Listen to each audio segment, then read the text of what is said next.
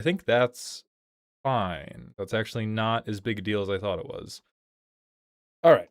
Either way, we'll go live on TikTok too. We'll push this incredibly low traction video that I've made. Ba ba ba ba ba ba ba ba ba. Okay. Dope. Cool. Dope. Cool. Excellent. Hello, Tomu. How are you doing today? Hello, Terrence. Is YouTube? I think YouTube's live. Good afternoon, old head. Good to see you. Hello, Ontario. Fair to middlin'. I don't know if you're Irish, but I trust you. What? What on earth is enchanted big boy boxers? What in God's name?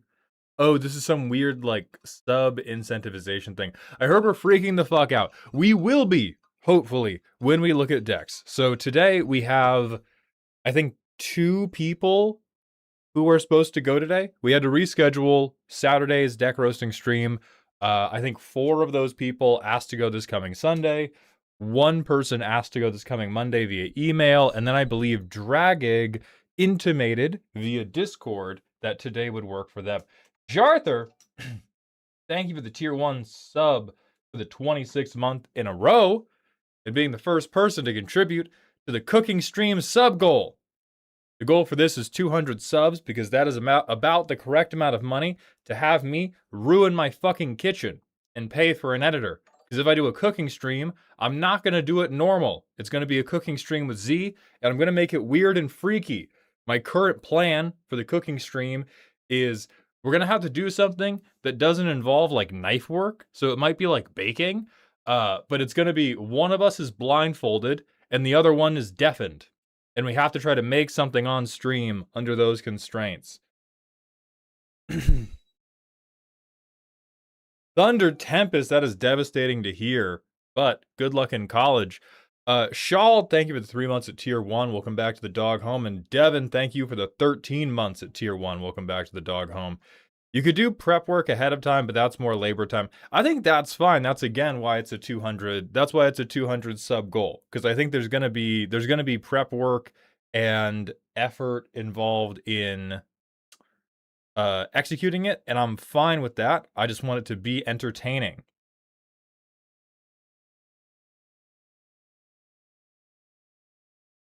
Hello, Nutcase. Hello, Peach Tea.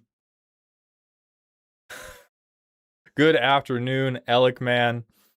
But Mauled, I fell victim to an Aristocrat's Grave Pact and a Dictate of Erebos player Saturday. Why do these cards feel unbelievably worse than a board wipe? Because they never end.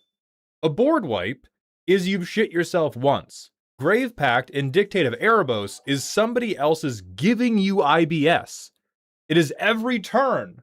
You keep wiping, and there's just more shit. There's just another sacrifice trigger. There's so much. They're worse than a board wipe. They're worse than farewell all modes. They're worse than oops all counterspells. Like it is the IBS of Magic the Gathering. Sauron, thank you for gifting 5 community subs. Welcome to Dog Heaven. And Aceruk, thank you for gifting 5 community subs as well. Welcome to Dog Heaven, my friend. I appreciate that very much.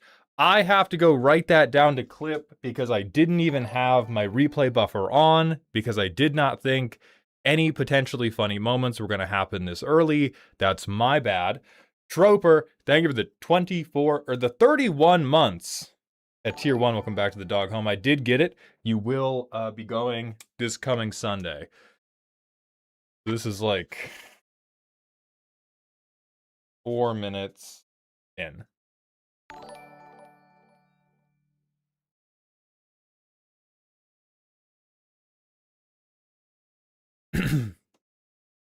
Hey, Amal, have you seen that Baleful Strix is getting a common reprint? No, I have not. Is that exciting for Pauper? Maybe it is. Opaque, Maul, do you know when you're opening up more roast purchase slots? Yes, I am going to know after I know how many people are here today to get their redo done. I believe today we have...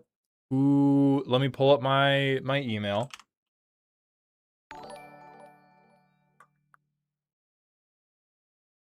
I am not an idiot. I'm not an idiot. I looked this up ahead of time. I merely forgot. Sunday, that's Sunday, that's Sunday. I believe we have Donnie Spaghetti today, and I also believe we have Dragig today. If I'm wrong about that, whether I'm wrong, boom, boom. All right, Dragig's here. Whether I'm wrong or I'm right, we're going to use that to gauge how many we can do throughout the rest of the week. Peach T, thank you for the 40 streams in a row. Welcome back to the dog park. You got your first sub. Congratulations. That's awesome. Fenris, thank you for the Twitch follow. Welcome to the doghouse. Thoughts on Secret Lair making a card legal in Pauper feels really weird to me. I think it's a bit weird. I doubt it's ever been done before, but I think it is a natural continuation of mechanically unique Secret Lairs, or if anything, it's like kind of a skipped step, right? It feels like a Secret Lair being able to modulate the rarity of an existing card is less extreme than Secret Lair makes a card that never existed before. But I could see it as being more extreme if you think about it through the lens of like, oh, these non-standard legal products are continuing to get peanut butter or continuing to get jelly in my standard Pauper peanut butter or whatever. Hey Maul, do you know YouTuber Seth Teen Toch? You might like him for his type of humor. So I don't know of him that deeply, but when I had a manager, one of the first things my manager did was sit me down, show me 5 minutes of Sazeth's Elden Ring video, and said, you should be doing this. And I agree. What's up, Cinder Spears? Thank you for the Twitch follow. Welcome to the doghouse. And Helios, thank you for the random smasher pass. Big smash. Big smash. Both arms up in the air. I'm yelling wee. I'm yelling wee like a child. Exiled Void, thank you very much for the kind words. Army Hitch, thank you for the 155 streams in a row. Welcome back to the dog park. I miss the Bonk Emporium. I do too. I have people who are interested in filming more of those videos with me, but I have as of yet not come up with any compelling ideas for it. You see the sick He-Man swan song? I saw a picture of it right before I went live. We're going to do the manual ad break real fast. Also, OG Hits and Farlafly, thank you for the Twitch follows. Welcome to the doghouse. And Julius, thank you for the 5 streams in a row. Before I send anything for reviews, what's your thoughts on the Thunder Junction version of Gonti and that version of a theft deck? I don't know. You'll probably have to pay $100 to find out. I would have no way of knowing. I'm definitely not going to go film a video about it right now. You send me $100 about it.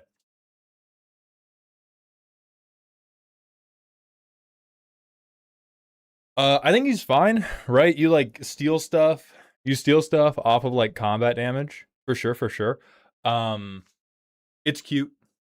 Will there be more row slots open today? It depends on the speed and how many people from Saturday we have going today. So, Dragig, you're meant to be going today, I believe. Yes. And then we also have Donnie Spaghetti, who is meant to be going today. Malik, thank you for the 100 streams in a row. Welcome back to the dog park. Hey, Maul, if I order the $75 deck review, would it still be posted on the VOD channel? Yes, I am considering the possibility of posting the like more interesting decks to the main channel, but I doubt it's gonna happen. The King Cow, thank you for the tier 3 sub for the 18th month in a row. 2 pregnancies down, going on the 3rd. I appreciate you, bestie. Do you think 5 mana extra turn spells should be game changers, or are they okay in bracket 2? Not only are they okay in bracket 2, they should be more accepted. I think there's a lot of things, and I'm going to get hate when I say this, because you people have small peanut brains. There's a lot of things that should be cool game enders that can't be cool game enders because you can't string together 2 turns. These are like sorcery speed wins that become too fair, and then we end up in pre-con jail because 3 people have board wipes. All of those things, if we could just play, if we just take 1 extra turn, the game's over and you do the cool thing and it doesn't take 10 years. What sucks is expropriate, looping extra turn spells, taking 4 in a row. Like, those are the thief of joy. DMC, thank you for the 25 months at tier 1. Welcome back to the dog home. Boss, let's all play Seed Time.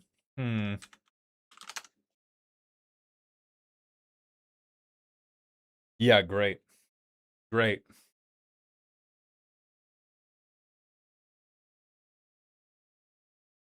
Walker Tex Ranger, thank you for the 35 streams in a row. Welcome back to the dog park.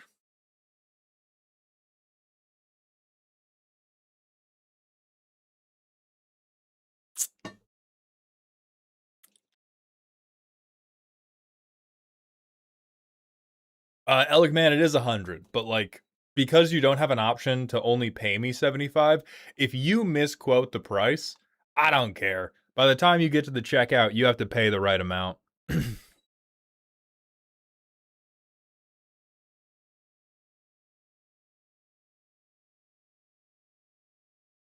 Ways gone, I've seen that, and I have half a mind to ban you for it. Null Zone! Thank you for gifting 10 subs. Welcome back to Dog Heaven. I appreciate you supporting the cooking stream. That is incredibly generous. Thank you so much. No, Alec, man. That was a reasonable amount of pedantic, and I get that pedantic when it comes to things people can't, where people have control over how much they pay me. So good looking out. I appreciate you for that one. The only reason I released that one is because it's like, I could tell you they cost whatever. When you go to the Ko-Fi, you pay the 100. But like, in, you know, if I misquote like, oh hey, if you gift a sub, I'll show Kaya. Right? In those situations, me misquoting stuff does fuck me, and I should have been more careful. Julius, thank you for gifting 1 sub. Welcome back to Dog Heaven. Not falling for that one again. You might. You might. What's up, Huncho? How you doing? Speaking of bald, because this person's name is Bald Huncho, to pay appointment tomorrow. That means Wednesday, unless the to-pay appointment goes incredibly, incredibly wrong, Wednesday, we are going to get to see the wig. Father, why does Muddle do that with Bloodthirster? What the fuck? What? What's Muddle? Oh! Oh, shit! Why? Whoa! Why does he do that with Muddle? Does that just, like... That, like, you have to go so non-deterministically big and huge. Like, you have to be doing Squidward after eating too many Krabby Patties. Because, like, you can't declare attacks, but you make so many myriad ones, and you stack so many combat. We gotta build a Muddle deck. We gotta build a Muddle deck.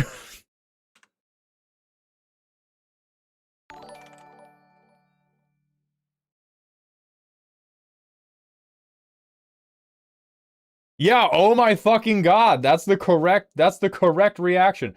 So what's the combo? So Muddle can become any non-legendary creature you control, but he has Myriad. You turn him into Bloodthirster. You Myriad, you get 3 Bloodthirsters, each attacking each player. This creates 3 additional combat phases. Now, he can't attack a player he has already attacked this turn, but when you take him to attack somebody else, you still get the 2 myriaded copies. And so you slam... You don't win. You get, I think you deal 18 damage to each player. Because you're still going to get...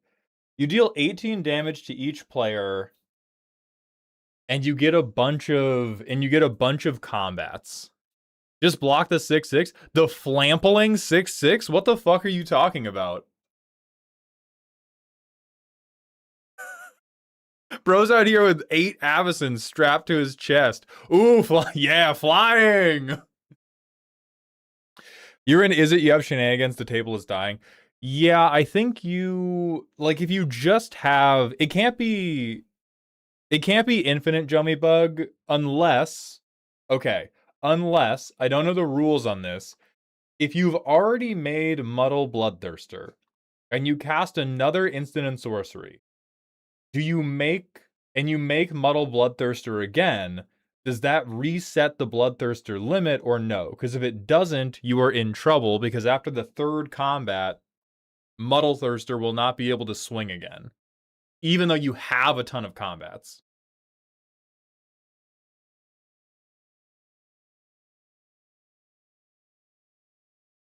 Right. Now, like, what would definitely work... What would definitely work is if you did, like, Bloodthirst, like if you did 3 cantrips and you did like Bloodthirster and then you made it something else and then you made it Bloodthirster again, I think that would work.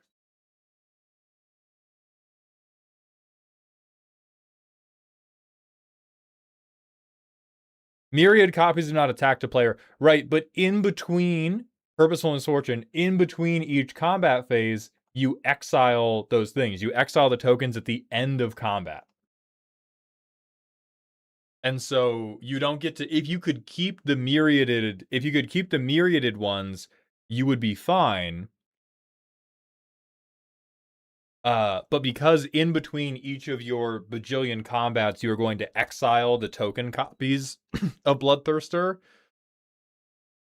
Well, no, Oldhead, you do need shenanigans, because if you don't have shenanigans, or if you don't have other creatures after the third combat, on the third combat, you can't swing Bloodthirster anymore. And true, you can't... Muddle stops shifting because he doesn't keep this ability through shifting. You would turn him... So you would turn him into Bloodthirster.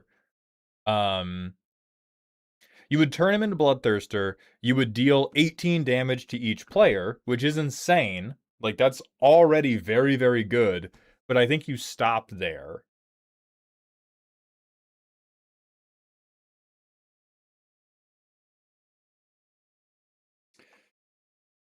I literally said that? How can you have said that when you've been banned the whole time, Helios? Stupid piece of shit. I swear to God. I'm sorry you guys had to see that. Hello, Lazuli. Welcome from Spain.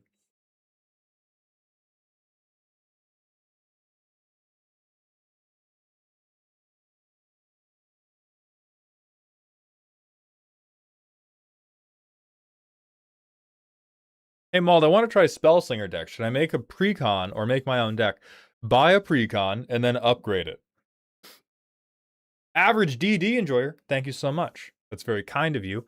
I was, low-key, angry as shit because I really liked the video I filmed this morning, and then when I was editing it, like when I was recording the video, I was like, man, this is taking a lot of tries. I keep stumbling over some of my words. I have like 10 minutes of footage. Whatever, that happens from time to time. I'll just cut it down. It'll be okay. I went to cut it down. I still had like 4.5 goddamn minutes of straight talking. Which is like, I know I'm trying to be non-judgmental. That is the worst length of time your video can possibly be.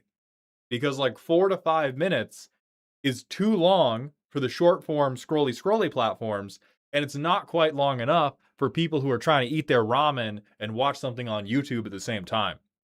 So I posted it anyway, and we're going to see how it does. Why was it vertical? News, because I thought it was going to be a 2-minute video. That's why. When I scripted it, I looked at the script and I was like, I got that in 90 seconds. And then I filmed it and I did not have it in 90 seconds. Donnie, you're going today if you are free to. And so I was like, man, I just spent like 40 minutes coming up with this script, filming this video, editing this video down. I'm not about to turn this into zero money, so I may as well just post it anyway. Because like all of my Commander, there was a time, now that we're really far removed for it, I would love to talk about this with you guys. There was a time I thought I was going to be the richest man ever.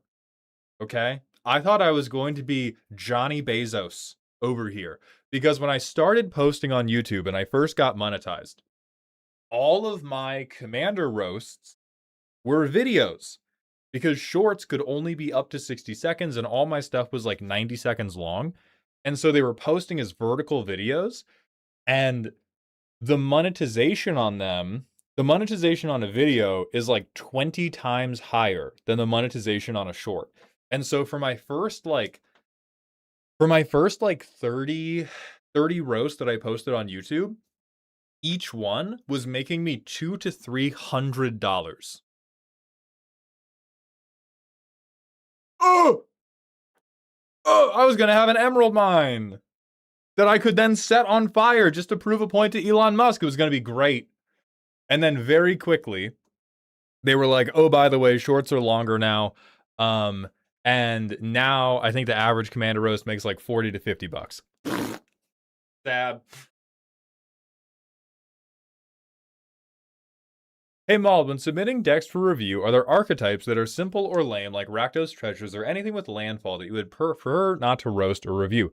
There is nothing I would prefer not to review. The point of a review is for me to help you.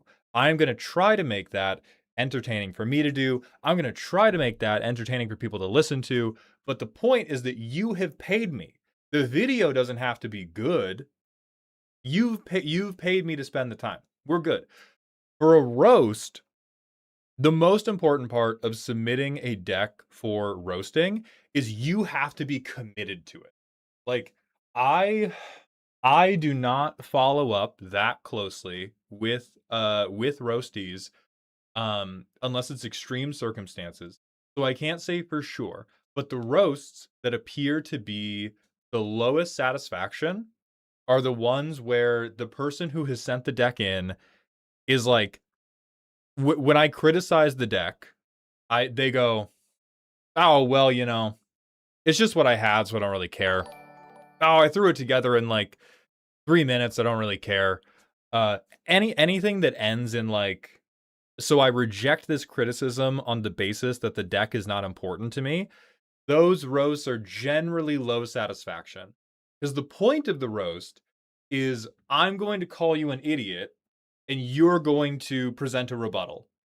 Like sometimes that rebuttal, and people have successfully rebutted by going, yo, big dog, check the playtest. Like the Vinix guy got me with that. We had somebody send in a Vinix deck. I was like, this is a stupid fuck ass deck that doesn't do anything. And he went, yo, check the playtest, goat. And I went to the playtest and he proved my shit wrong. And like the people who also prove me wrong, even if the deck's not effective, the people who also prove me wrong are the people who react to every criticism with like, but he's so cute though. But he's so cute though. I'll be like, I'll be like, yo, dog, you should cut Helpful Hunter. You're in an aggro deck. His stat line's not good enough. The effect isn't good enough. You're not blinking. And then they just go, kitty. You fucking got me. You fucking got me.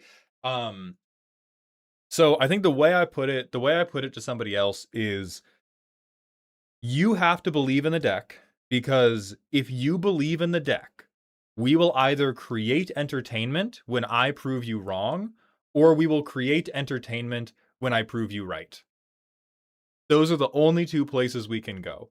I can either prove that you are a fool for believing in the deck, or you can prove that I'm a fool for doubting. Either of those two outcomes is very entertaining. What's not entertaining is when I go, hey, this card sucks, and you go, oh yeah, that card does suck, whatever. Whatever. But what if I'm just a mad scientist and want to explore the conceptual space? That genuinely also works. I think the other example is like, you can send a deck in where you don't believe in how the deck currently works, but you believe in the dream. Because if you believe in the dream, it can be entertaining while we attempt to achieve that dream. Right? Like like your whole Fisher's Talent saga, your whole Fisher's Talent saga has a lot of views. And it has a lot of views because the whole time, even though I'm dogging on you, we are both on the side of how do we make this work? How in God's name do we make this idea function correctly? And there's excitement there. There's tension there. Brackish Brit, thank you for the Prime sub for the 8th month in a row. Welcome back to the Dog Home. And Big Fort, thank you for the Prime sub as well. Welcome to the Dog Home. I need to go double check my email, Tomu. I've been kind of out of commish the last couple days. Ivanov, thank you for the follow. Welcome to the Doghouse. HM TikTok did warn me they are auto bleeping me. So if you don't want to hear the auto bleeps, come over to Twitch. Tom PvP, thank you so much. Is this including? Yes, Stephen Gorsuch. So we have 2 people from last Saturday who are for sure going today. If you are one of the people from last Saturday and you got the reschedule email and you would like to go today, we can fit you in today as well.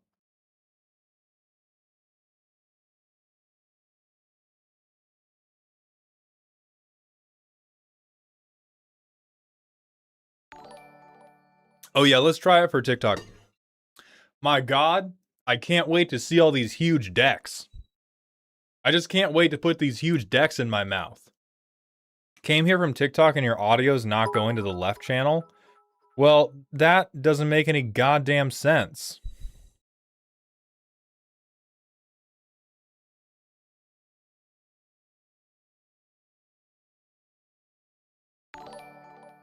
I don't have... Okay, convert to mono. There we go. That should help. Velocirapture. Thank you for the Prime sub. Welcome to the Dog Home. DMC, thank you for the 100-bit cheer. I'm so sorry to inform you I gained 70 life off Confessor in 1 turn this weekend. Never be sorry to inform me that you're bullying children.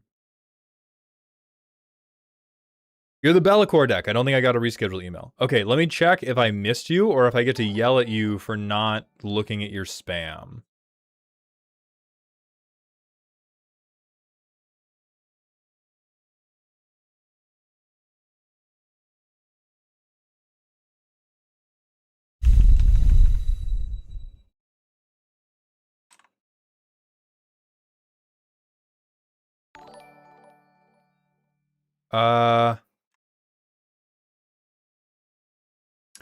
Did you fill out the Google form? Travel RG, thank you for the Twitch follow, and Western Meadowlark, thank you for the Twitch follow as well.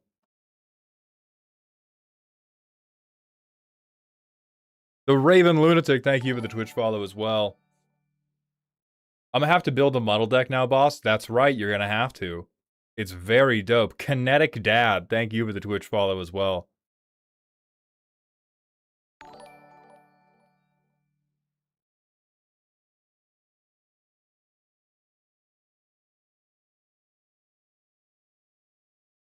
No, Julius, I do think my audio settings on TikTok are wrong. A lot of my streaming settings on that platform have been messed up for a little bit. No bleep. Okay, so I can say deck on the internet. Shiny Circus, thank you for the tier 1 sub. Welcome to the Dog Home. Is Maul trying to cosplay Megamind or Peyton Manning right now? Okay, you're cosplaying being banned, you piece of shit. Holy fuck. The day before my toupee appointment. Kinetic Dad, thank you for the tier 1 sub. Welcome to the Dog Home. Thank you all for showing such support for the cooking stream.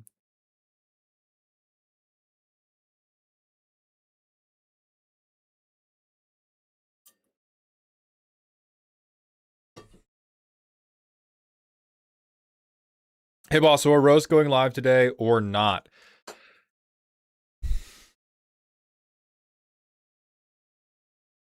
Hold on. Hold on.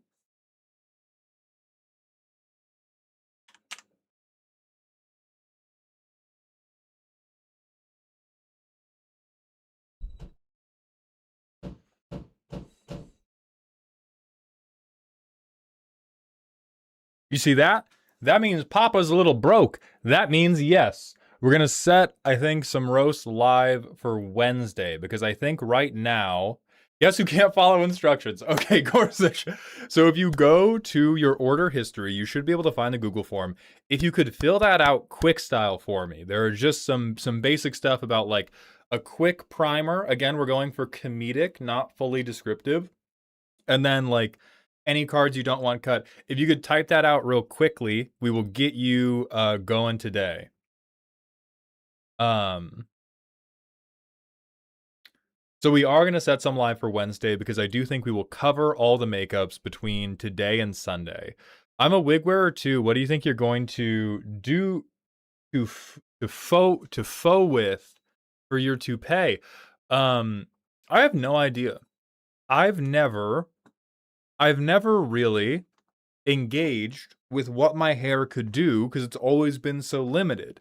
My hairline has not always been this far back, but I've always had a very aggressive widow's peak. And so like this hairstyle that I have right now is I've had some version of this my entire life. Because if I like take it forward, hold on.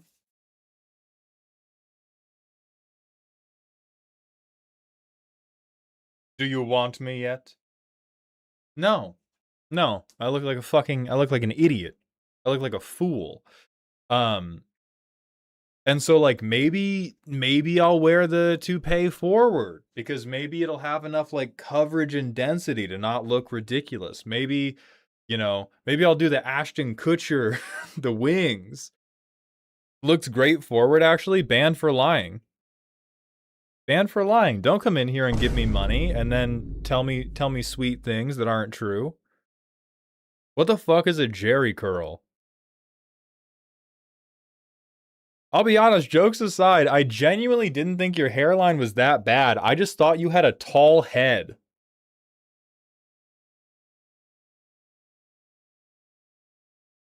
What the fuck did you just say to me?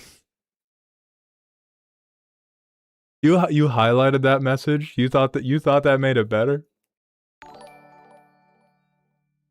Man, I'll be real. I didn't even think your hairline was that receded. I just thought you had a crazy fucking egghead, dude. Thank you. Thank you.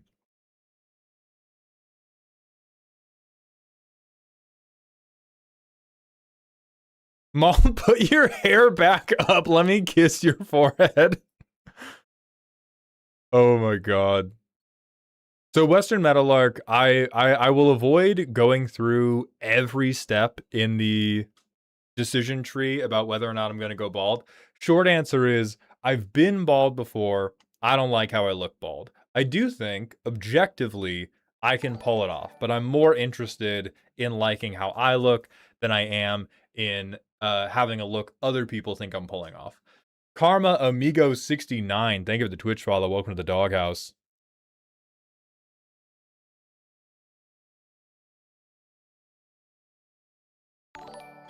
Felix Royale, thank you for the tier 1 sub for the 35th month in a row. Always happy to watch your stuff. I'm loving the longer videos too. Month 2 of asking for you to stream Crawl. Good news, you can play it online using the remote play together function. Done it a bunch with my friends. Let me... Hold on.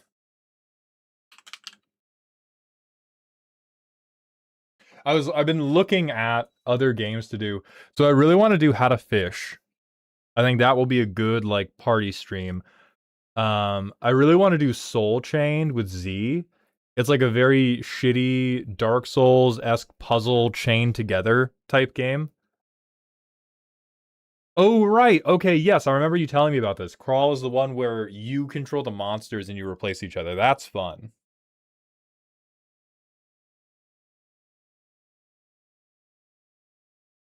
I went to Poland and got a Fui hair transplant to return my hair. The plane tickets are cheaper than doing it in America. So Heat Flash, the only reason I'm not going to, I will be going to a different country to get a hair transplant at some point. The reason I'm not doing it now is because I have had to stop taking my hair medicine because it was giving me crazy, crazy headaches. And so I don't know how far my hairline's going to recede from here. I have to wait a year or two, and I have to figure out how far back the hairline's going naturally. Mauled, could you try and replicate the art of super intelligence? I think you'd make a good altar.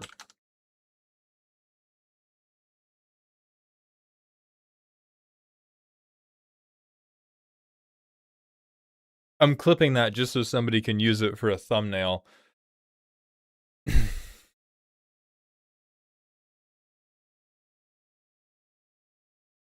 Wait, which one is Mauled? Fuck you. Oh, DMC, congratulations on the dual citizenship.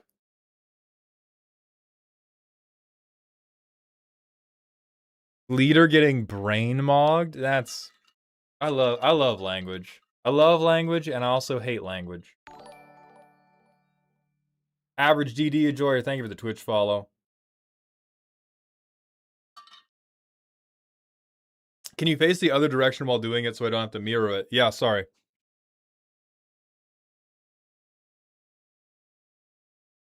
There you go. Devin, thank you for redeeming the exclusive Discord role. Sound off and Dear Maldhound, and a mod will hook you up. Is Walk the Aeons an okay win condition in bracket 4? It's really cool, and it makes me play a bunch of basic lands. So I think on basic lands alone, no. Hey, you might be a dumbass. Real shit. Real shit. You might be a fucking idiot. Sorry. Love in my heart. You know, bracket 4 is about pushing your desired win condition as far as it can go. And so if this is your desired win condition, you are stupid and you need to stop. You can't be... Yeah, notably, island does not mean basic island. So it doesn't have to be basics.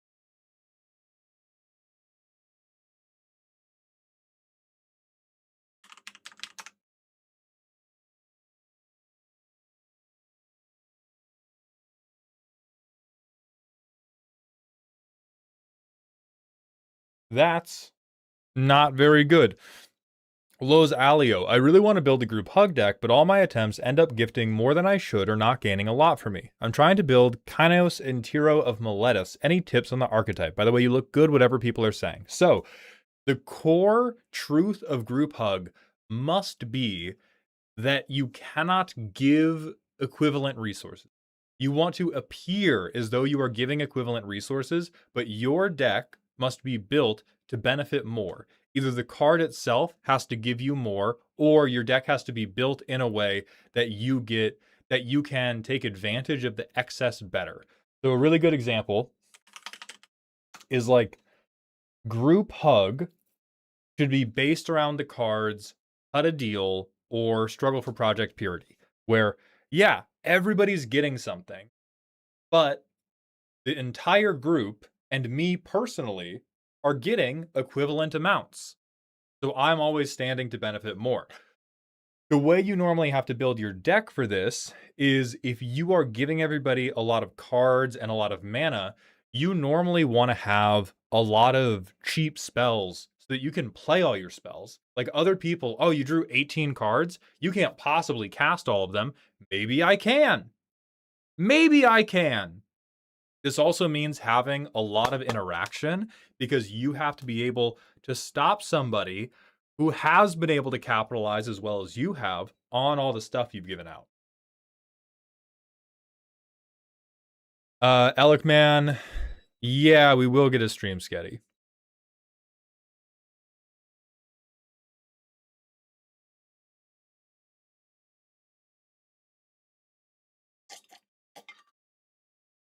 With those cards, I don't like the fact that people can do nothing and then your deck doesn't work. Oh, yeah. Okay, you're replying to Nutcase. I have the same opinion. I almost jumped down your throat, but I read. Be proud of me. So I feel the same way, where unless you have a crazy good land to get, these tempt with cards can be kind of rough because the benefit is really small if people don't also go with you. Grim Druid, thank you for the Prime sub. Welcome to the Dog Home. And the Lazy Bob, thank you for the Prime sub. Welcome back to the Dog Home for the third month in a row as Ether Sworn Sphinx, a viable win con. All right, dog, you might be a dumbass. Chat, clown them. Chat, Say rude things to them. Chat, stop now. It's all love here. It's all love here. Now, importantly, you are definitely a dumbass. Who asked that? Lazy Bob. I mean, you can have this in a deck. WinCon's crazy. WinCon is insane, but you can have this in the deck. Weapon of choice, thank you so much. That's very kind.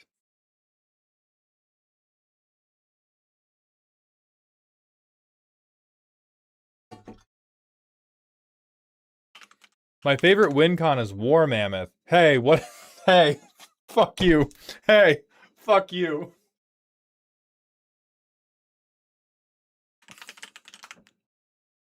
The Baldur's Gate cut a deal. I do. I love this flavor text as a description for group hug.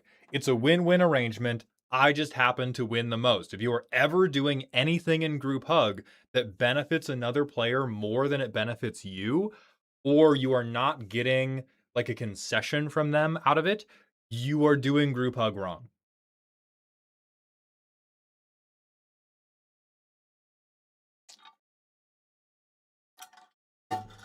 Like we had a whole podcast episode about this. You don't have to do, because in my opinion, group hug decks should gatekeep at some point. Like you should turn the help off. Veggie thinks that is rude and hateful and bigoted based on some words that didn't make it into the final cut. So even if you don't think you should ever play stacks or like ever shut off the help should always help you more.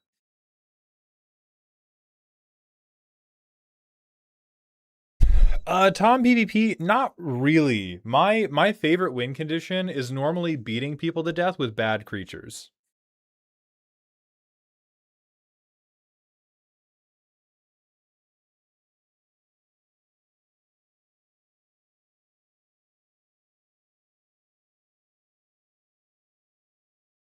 Okay. We're through the manual ad break. We have Steven's going today. Dragging's going today. Donnie Spaghetti's going today. Does anybody of those three people that are going today have a hard out soon? I have a hard out on this stream as well, so we're not going to go for a crazy long time, but we can definitely get all three of you done today. But does anybody need to leave in like the next 40 minutes or something? I'm down whenever. I don't think my deck is a good opener. Okay, you should be a little bit more confident, but got it. Cameron Greywolf, thank you for tipping $8. That is extremely generous, and I appreciate it very much. Welcome to the dog pile, brother. Amaneki, thank you for the Twitch follow.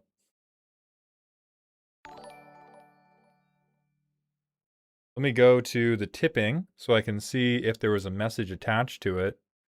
Hey Mauld, I'm curious, what's your go-to precon to teach people the basics of Commander? I personally use the Kaldheim Elf precon. I don't really have one anymore.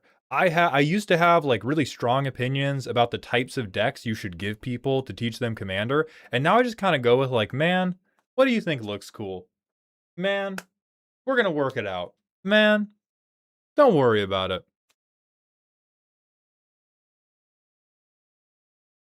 What's the progress bar? So Stellar Glyph, people in chat a few weeks ago asked if Z and I would do a cooking stream. And that progress bar is a subscriber goal to do the cooking stream. Because to spend a day doing a cooking stream... Oh, Sam, okay.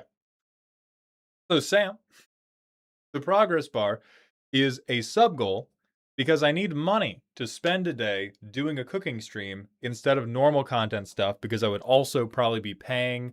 I would either be paying money or I would be paying my own time to get that stream turned into a video for the Variety Channel. Bow Fog, thank you for the Prime sub. Welcome back to the dog home for the 5th month in a row. Earlier is worse for me. Okay. Visha Ringtail, thank you for gifting a sub. Welcome to Dog Heaven. Then let's do Donnie Spaghetti, Dragig, Steven Gorsuch. Is it possible to change the color of the font? Probably.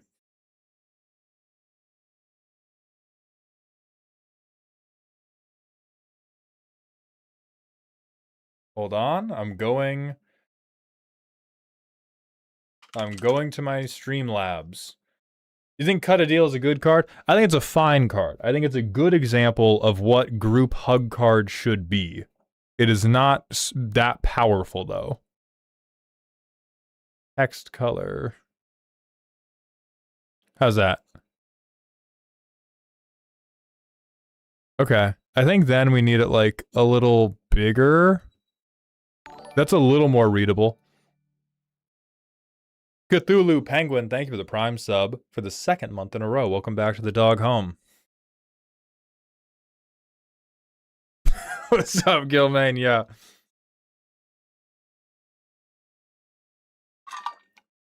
Okay, we missed another big question.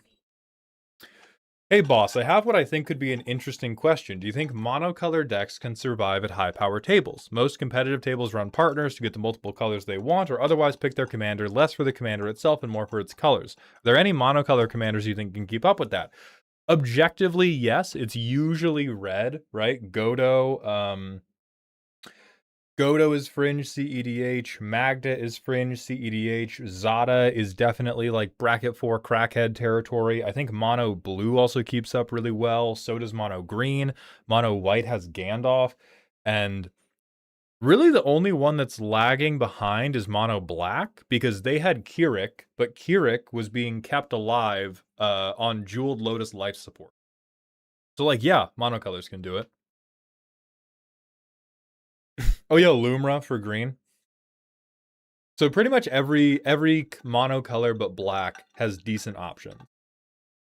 Mono black has Keurig and Belzenlock. Yeah, so every color but mono black has options.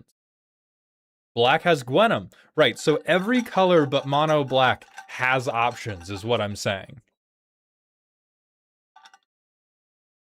Doom now. Right, so every color but mono black has options.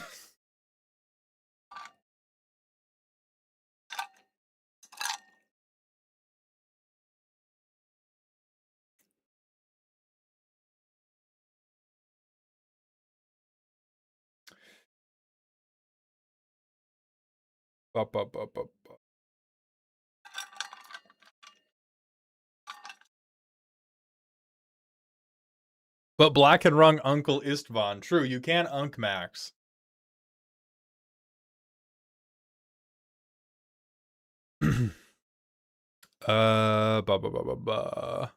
Okay.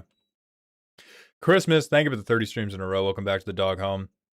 Homoerotic top laner Maldhound. Just saw that short and came here. So the last thing we'll do in the Vamp Hour is the way that League of Legends short got made, which, by the way, if you haven't watched it, it is one of the funnier things I've done.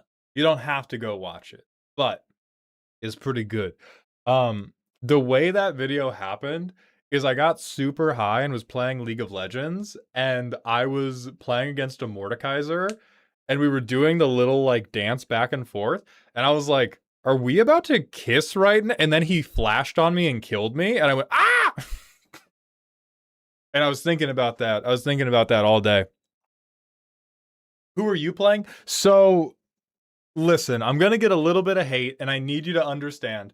I was playing Ezreal because Z and I had been duo queuing bot lane, and I got autofilled to top, and I locked in Ezreal thinking I was still bot lane. And I did not realize I was top lane until they had already picked all their champions, and it was a very bad time for me.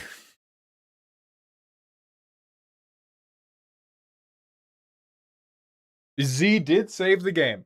Z did carry us through the game.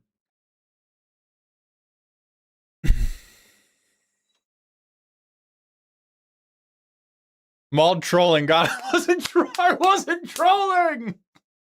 I was not trolling on purpose.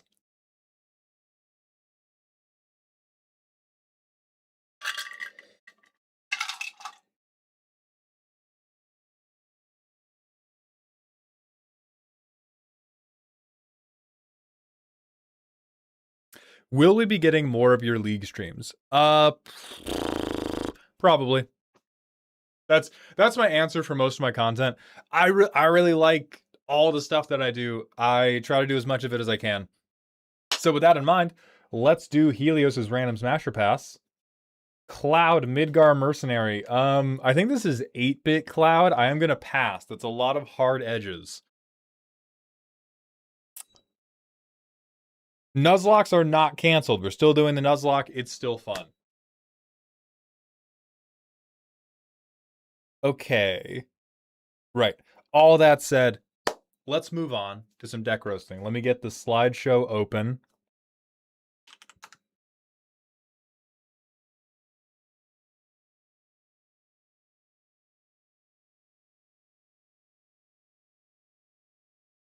Clear out all these old names. So we have Peak, we have You Lion, we have You Need an Intervention, and we have You Are a Bitch and I Hate You. These are locations on the pyramid for today. First up, we have Donathan Spaghetti, who has sent in a silly deck. They said this deck is meant to operate like a seasonal MMO event. It's time for Gandalf's Wizard Gathering seasonal event in the MMO with high variance rewards. Okay, the only seasonal MMO event I am familiar with. I'm going to start recording. The only seasonal MMO event I am familiar with is the Dark Moon Fair in World of Warcraft. So if we are going to accurately depict the Dark Moon Fair, we need a bunch of little freaks. We need a lot of rewards that are garbage, and we need a few rewards that are the very best things in the entire game. Let us see if we accomplish that. We have a counterspell. We have Teferi's Protection, an extra turn spell, and Dance with Calamity. We have no ramp. We have no wizards. We have no card draw. Let's fucking send it. Oh, good. Another counterspell. All right. We draw a wizard we can't play. We draw a wizard we can't play. We draw holy shit, we can play Cryo Baldizin! What does this loser do? All right, it's turn 4. We've stuck a 2-1 with lifelink. We draw a wizard we can't play. Holy shit, Bloodstained Mire. What is, So we want the red white land, probably? Sacred Foundry? Yeah, we want Sacred Foundry. All right, I shock in Sacred Foundry. It is time for Krark the fucking Thumbless. Absolutely not Triumph. Absolutely. If I take one more turn off playing Wizards, I will throw up. Wallahi. Okay, but we're on. Can we do. Nope. I Arcane Denial somebody so I can draw a card. Oh, wait. Sorry. Krark's on board. I have to flip a fucking coin now, which is unfortunately accurate to stupid seasonal MMO events. So let's flip a coin. Heads, I win. Tails, I lose. Heads, I win. I get to copy it. I'm going to counter my own Arcane Denial. I draw 3 cards if the next turn's upkeep. I draw a card. Turn 8. I am on 4 lands. I have played Gandalf. Here's the moment of truth. We put an extra turn spell on the stack, and we flip a coin. Heads, I win. Tails, I lose. Heads! Holy shit, we're winning this game. Holy shit, we're making it, brothers. We're making it, brothers. That's 2 extra turns on the clock. We go to turn 9. I play a land. I play a you fucking... Oh, no. Oh. Well, this Goko doesn't do anything. Because we make him Gandalf at the time that we've already Gandalfed. Oh, true, we can Krarkashima now. Yeah, we'll Krarkashima. So we play Gogo. Wizard. Beginning of combat, we turn him into Krark. We can do Dance with Calamity now. No, you can't. Double Gandalfing doesn't do anything, you idiot! Sorry. Respectfully, Donnie Spaghetti, I would suggest you reread your cards about 18 times. You can pick trigger order, though. Right, but by the time Gogo becomes Gandalf, beginning of combat has already passed. Gogo cannot become Gandalf and then trigger. Gogo can become Gandalf and then you have a Gandalf for the rest of combat. Yeah, you fool of a took! There are no more triggers to resolve! You have eaten us out of house and home with your apparently 30 lands and infinite counterspells. You just have a Gandalf in combat. But we can Krakashima. So we're gonna dance with Calamity. We're gonna flip a coin. Heads I win, tails I lose. We flip a tails. We lose one flip. We win the other flip. So dance goes back to hand and we get a copy. Not Twitter, Rowan. Congratulations. All right, so we're going for 13. Holy shit. Holy shit guacamole, dude. I cannot believe on turn 8 we are comboing off with infinite turns. All right, we just take time stretch. Krark triggers. I flip a tails, so this is going back to hand. I flip a heads. Oh my god, dude. Oh my fucking god. We're gonna win. We're gonna win the game. Fuck.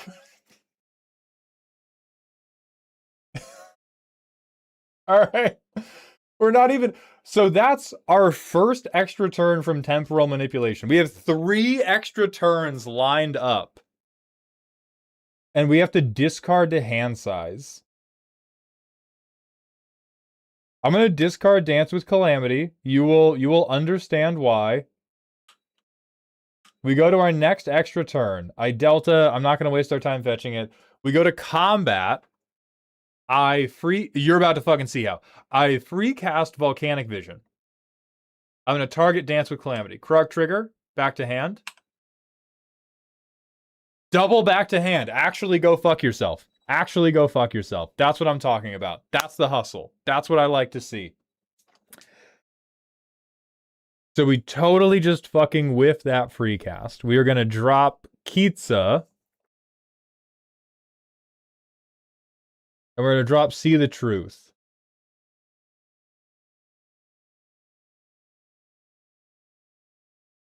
All right. We have done our other temporal manipulation turn. No, we're on 4, Andronicus. We have Krile, we have Krark, we have Gogo, we have Gandalf. All right, so next, we have 7 mana. I'm going to move to combat. I'm going to put Volcanic Vision on the stack, targeting probably Temporal Manipulation if I want to be a big winner. Krark trigger, we copy it. Krark trigger, back to hand. Holy fuck, dude. So Dance with Calamity comes back to our hand. We shoot everybody else's creatures for 8.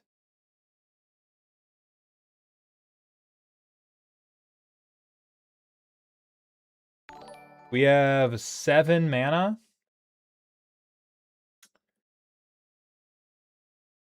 I mean, I just have guys who can beat you up right now.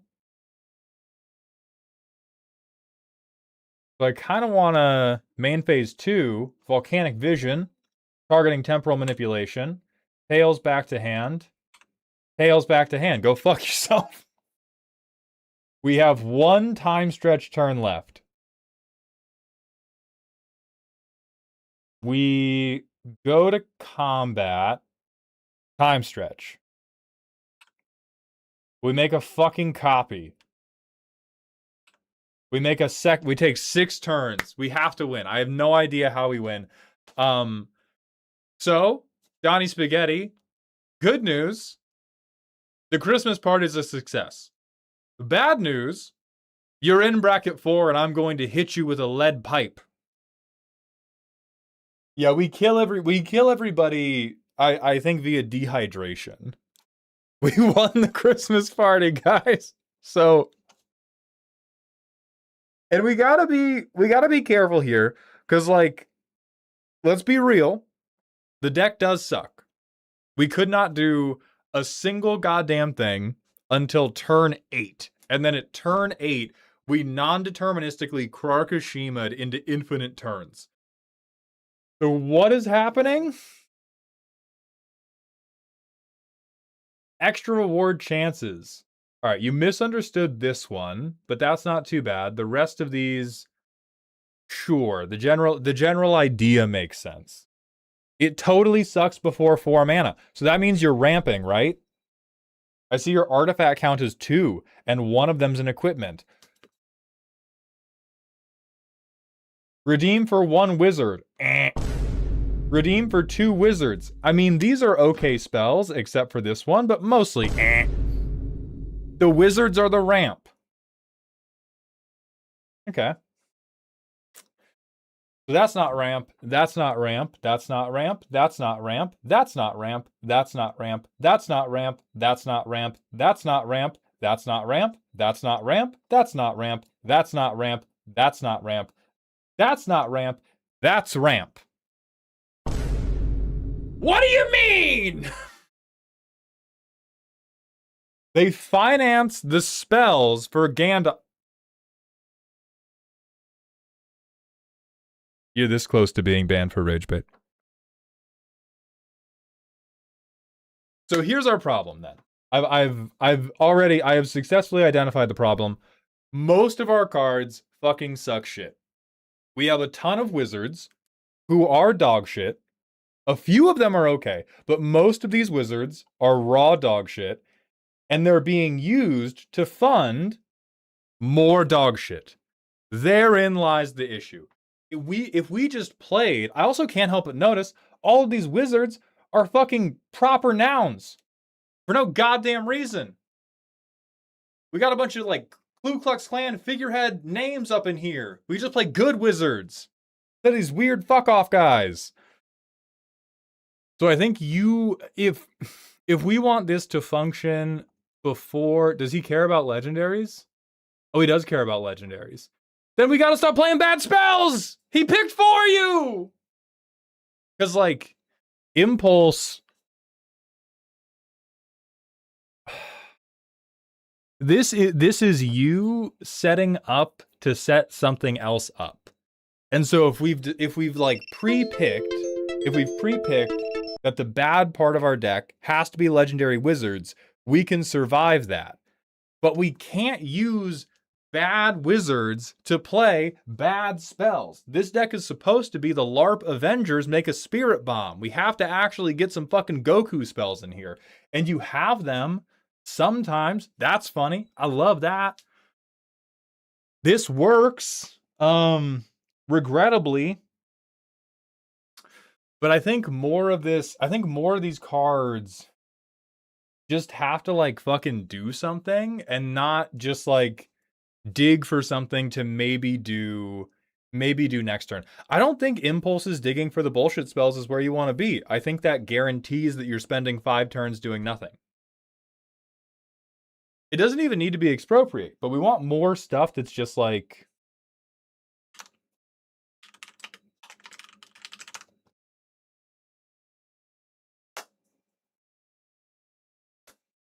something simple. Doesn't need to be complicated. Like, the kind of basic stuff we love is like Lorien Revealed. Because, hey, we're going to fix our lands. We're going to get a bunch of cards in hand. I think we're trying... You said this was high variance. It's not actually high variance. It's just a really long Rube Goldberg machine. And you're going like, oh, but look, when the marble is rolling down the ramp to get to the fishbowl, that's the low roll. And then when it detonates the brick of C4 I've placed under the table, that's the high roll. It's not low roll, high roll. It's just you taking a really, really long route to the same thing every time. But we are getting to the same thing every time because inevitably we are just going to be flipping a million turns at people. Maybe you get to Surge to Victory instead, but it looks like we don't actually have that many differences in where the deck can go. It's just like, how many times do I brick before I hit, which is not a very satisfying way to create variance. Satisfying variance is like something totally different is occurring. So with that in mind, yeah, do we have...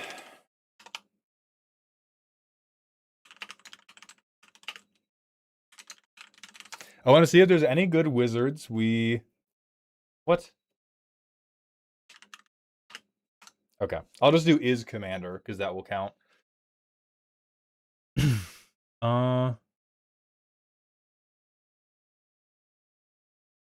Venser could be good interaction.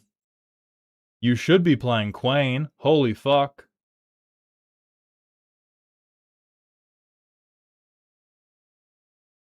You should definitely be playing Kaikar.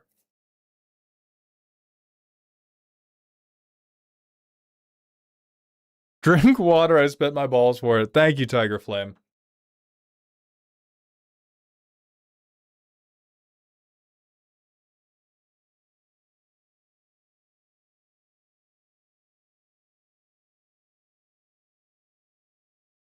You should 100% be playing Alania. How does one actually win a game with the commanders like this? What are these spells we want to cheat? That's what we're going to pick now. I like Emperor of Polymecia.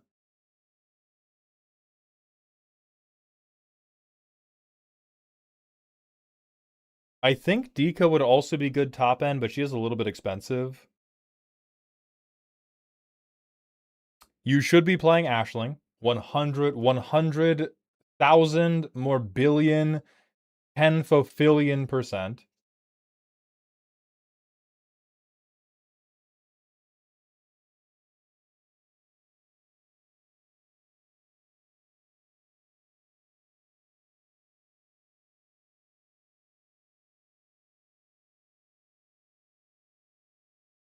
All right, so we have the French twins. We can't do Tella because we're not spending any mana.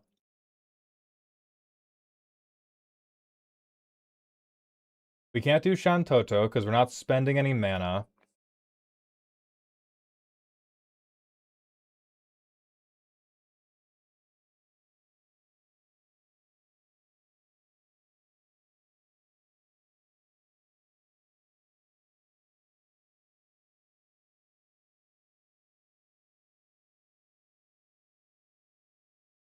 I low-key want to recommend Wrath at the low end of your curve. Because being able to decide, hey, I would like to get extra card draw here, that is much more useful than what are our 2-mana wizards right now? This is more useful than fucking Kaza. Because with Kaza, we're trying to free cast this shit regardless. Or like fucking Kryl. Jesus. Jesus God. I think Raw's useful here, but I think the wizard part's kind of a misdirect. We can upgrade the wizards all we want. The main problem here is that we have so many nothing spells that are just meant to, like, be on the way to the something spells. I'm mostly looking at these. Because, like,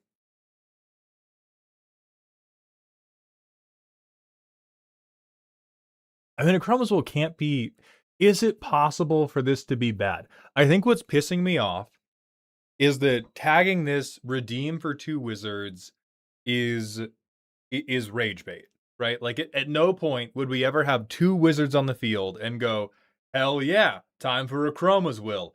A Chroma's Will is what we cast when we have, like, a big wide board of crazy bullshit. Or, like, you would be casting a Chroma's Will because you have Shark Typhoon, because you have Shark Typhoon in the deck, and you have made a bunch of big sharks. Like, then you would cast a Chroma's Will. But this is nothing on 2 wizards. And I think I would be more down for Confounding Riddle, Drawn from Dreams, Gifts Ungiven, Memory Deluge, Stock Up. Like, I would be more down for all of these if we were searching for something more compelling than I take non-deterministic amounts of extra turns. God!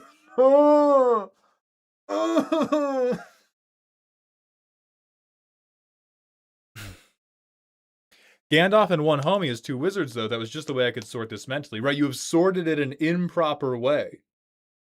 You have sorted it an improper and bad way. Like you're keeping your soap in your shoes because they both go on your feet. That's what I'm talking about. Yeah, Memory Deluge also looks at 0 cards because we care about mana spent. This is a Surge to Victory deck. So I think if we are a Surge to Victory deck, what we want more is we want to wheel ourselves, right? Or we want to draw and discard a lot. Because we do not want to be, oh, I get 1 card to hand and the rest go to bottom. We want to get as many cards as possible and as many options as possible for Surge to Victory.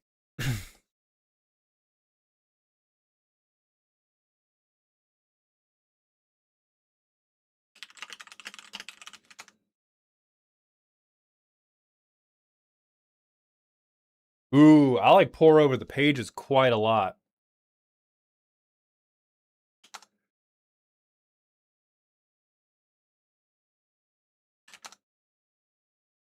Ooh, Magma Opus. Unfortunately, Magma Opus is sick here because we have 0 ramp. And I do think I'm struggling to agree. Okay. I'm struggling to agree with the deck being rampless and the deck only having card selection and not draw. Because if you're not gonna have ramp, you like need to be sure you are hitting your land drops. And if we can only ever go, well, I'm gonna check the top whatever, and I only get 1, it means we either get to pick the good card or we get to pick the land we desperately, desperately need to make the deck keep functioning. So I do think you should be replacing your impulse with draw and discard, or just pure draw like Lorien revealed. Because then you're not firmly cucked in the position of like, oh man, I have two wizards on board. I need to get more lands and more wizards and spells. Let me see Inspired Ultimatum.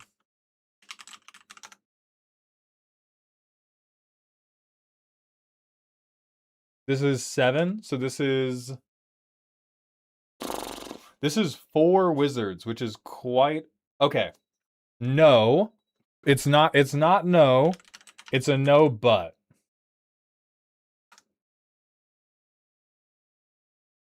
Oh my god. I think you do Jeskai Revelation instead. I think this is the actual hey, I want a giant spell. I need it to do something. I need it to do something very impactful. Like this is going to make me blockers. This is going to make me bodies for Surge to Victory. We're okay, aiming for bracket 4 card quality. We are playing Kryl Baldesion. We are playing Sten in a deck that aims to free cast everything. We are playing Krark with no backup plan. We are not aiming for bracket 4 card quality. We have fallen ass backwards into bracket 4 card quality because we had no other ideas, and we are trying to right that wrong. Sten lets me cast for cheap normal style, though. So your problem there is you are not a spell slinger deck. You are trying to be a spell slammer deck. You are trying to slam really, really expensive spells. So it works for that. Kaza, unfortunately, works pretty good for that, as much as I hate her. Vivi works really good for that. But things that only give you 1 mana don't work that well for that. Because like, oh man, Insurrection 7 mana? Ooh, doesn't matter. Doesn't matter. And so I think you are accurately identifying that there is usefulness here, but I think you are focusing on the wrong parts of their usefulness. And I say this with love because I think this deck is very, very fun and I want it to be exciting and cool. It just lets me use the impulse spells for cheap before the big combat Gandalf trigger. If I miss, that's the Christmas party shitting itself. Okay, so I think we may need to realign on what the dream of this deck is, because what I've been very focused on is when you said high variance MMO event, I was imagining like Wheel of Fortune, bunch of different things. Some things are better, but everything has an impact. And what you are describing to me sounds a lot more like Wheel of Fortune, maybe 10% of the spots have a big crazy impact, and the other 90% just say spin again. Is that what you like? Because that is what the impulse plan is like, I'm just going to spin again until something big happens, and nothing's going to happen until something big happens.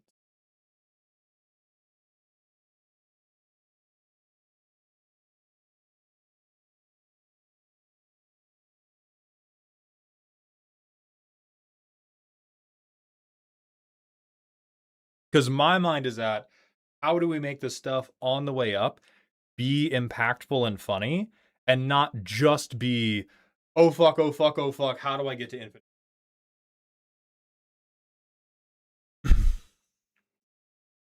Because I do then worry. The spin again is the placeholder because I don't know ball like that. Then let's talk ball. Let's talk what can we do on 2 wizards and 3 wizards. So at 4 and less and 6 and less that are going to be more exciting than digging for something fun. I think an easy one is robbing a bitch. How do we feel about robbing a bitch? This is a 3 wizard option. One of my favorite 3 wizard plays in the entire game. Let's not worry about ramp package right now. Joe Salsa, thank you for streaking.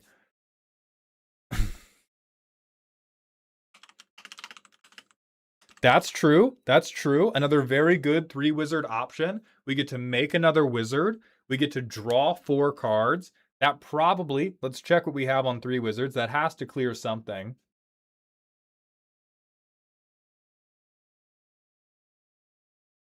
I think this is probably better than Aether Gale, or at least more proactive. Will of the Temur does not break the legend rule, but it would make you net up a wizard. Oh, right. Then we're just totally fucked. Never mind. Never mind. Kill that bitch. My fault. My fault. I'm banning Tempest. Lands? Die. What do you... You can copy lands, he says, as Caesar tilts his thumb down. Get the fuck out of here. Child.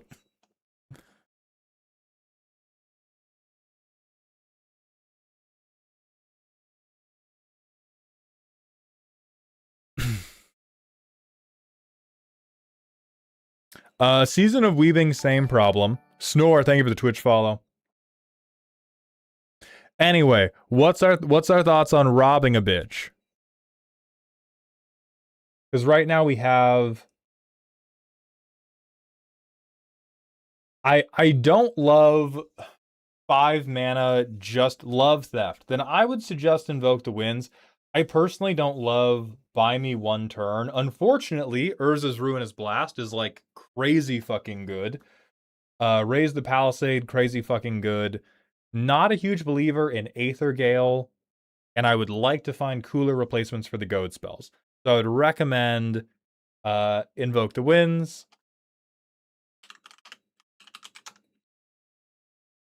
Oh, that's true. That's true. This does open the board up for a Surge to Victory play, so I'll consider it on that point.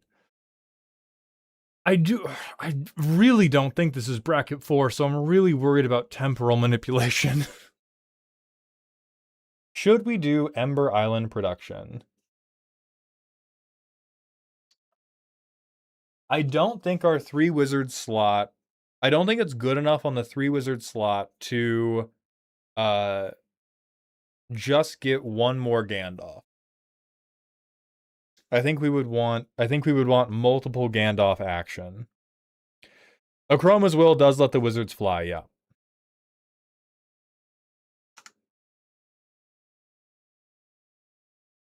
I think Bribery would be very good to get the best blocker in the entire world. We are not doing Approach to the Second Sun.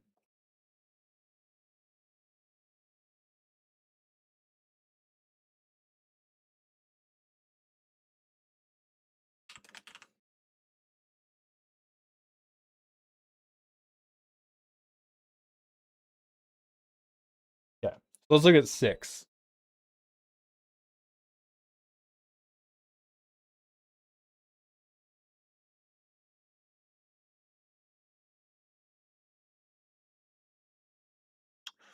Ooh, one that does spring to mind,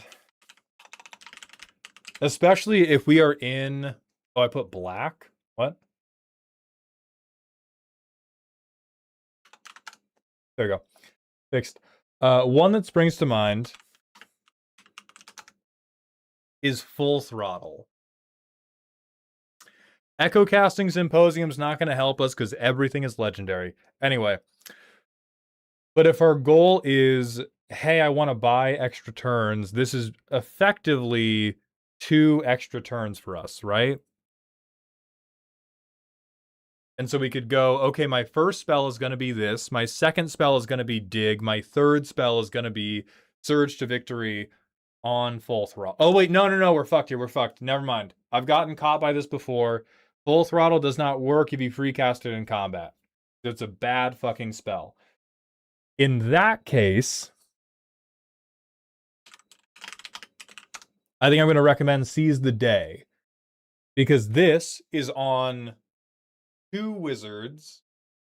We get a bonus combat. And it can be used in our graveyard later. So this is potentially, when I have like 7 mana in the late game, I can, for 7 mana, get 2 combats. I think Savage Beating works if you cast it in combat. Okay, dickheads. I'm talking about spending mana. Right now, I'm talking about spending mana with my mouth. I am saying the word spending mana. Whereas Full Throttle, I don't think you want to tap 6 for it. I think you can accept going, I play Gandalf. Like, I curve into Gandalf. And then on my next turn, I hard cast Seize the Day to do, like, maybe I double dig. And then the turn after that, I can 3 mana effectively get an extra turn.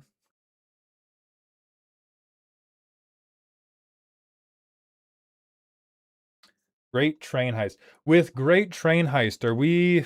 I'm not a huge believer. Because I don't think we get to free pay the spree costs, which I think sinks this for us.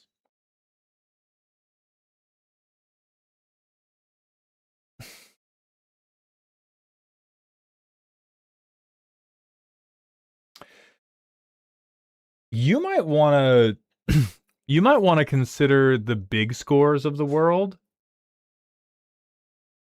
Because there are a ton of times having like 2 more mana could make a huge difference for you. Let me look at World at War.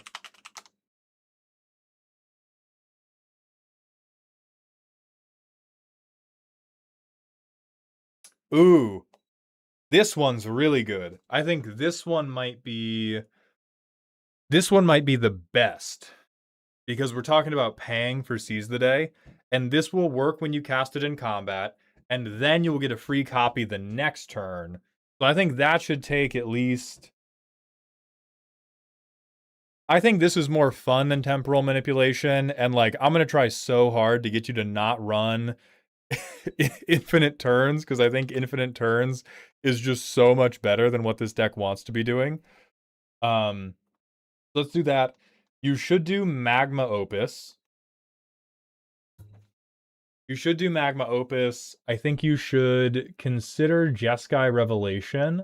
I think Jeskai Revelation is not going to be better than Improvisation Capstone. It'd probably be better than Arcane Endeavor, but Arcane Endeavor's funny. Fuck it, run all 3 paradigm spells. Do not do that.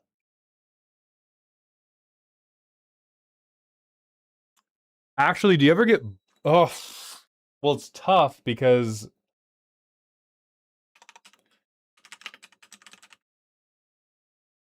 So number 1, this is like one of the best white cards ever if you can ever cast it at in a reasonable time frame, and you might be able to. But the question is, are you getting board wiped or removed often? We're not Platypus. We can't do. Okay, you're banned for suggesting Echo Casting Symposium. I'm just gonna start banning people who recommend things without the necessary context to know why they don't work in a deck.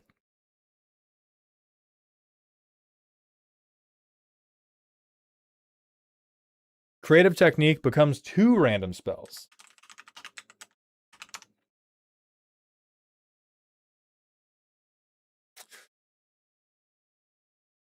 This is fun. I think this is way more true to the idea of let's go for extra spins.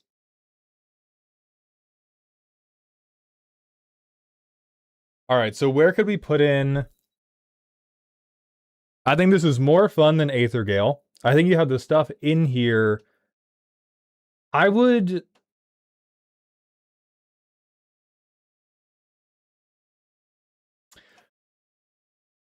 I feel like I would probably be cutting from this section here. And I would just have like more legendary wizards so that I'm always curving out to. Because if we're not going to ramp to Gandalf, you should like always be playing Gandalf on turn 4 with 2 other wizards. Mana Guys is dog shit here.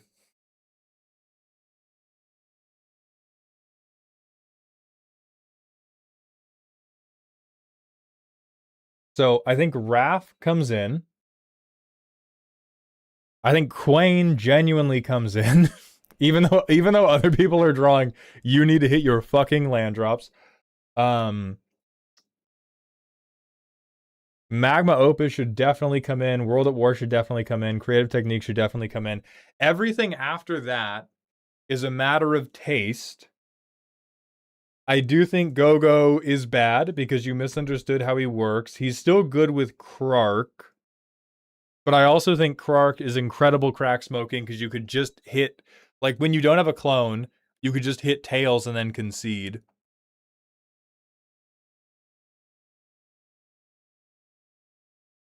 And then I think most of your impulse should be draw card instead. I think you want to go up on total material more than you want to find the one right thing, unless you really want to stay on combo. Then you can keep Krark.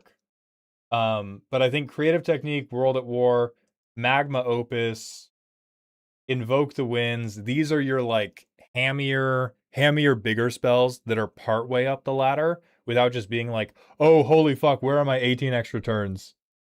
Oh, dear God. We looked at Full Throttle Locks Up. The wording makes it not function for this deck.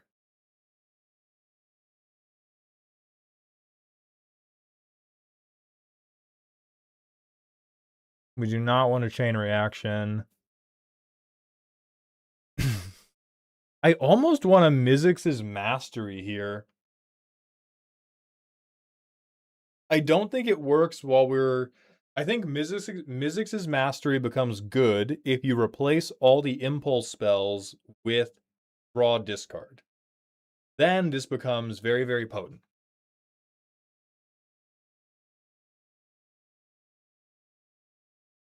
But does this feel like an MMO seasonal event?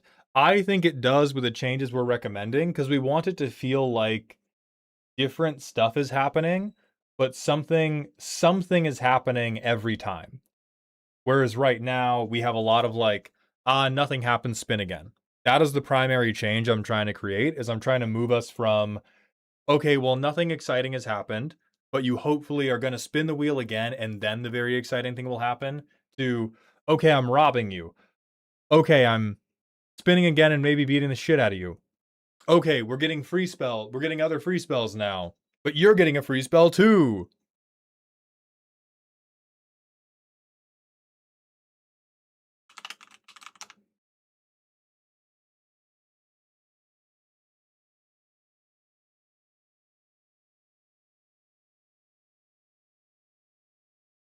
Yeah, I think I like Big Score and Unexpected Windfall even more in the context of we have a few more really expensive cards, because the treasures will get you to like, oh, I can surge to victory, I can drop another wizard to free cast surge, I can discard Magma Opus so that I can exile it with Mizzix's Mastery or with surge. Like, I think that's I think that is more fun and more exciting. It's a little bit more exposed because people are going to see what you've discarded. But personally, that's what I'm rocking with.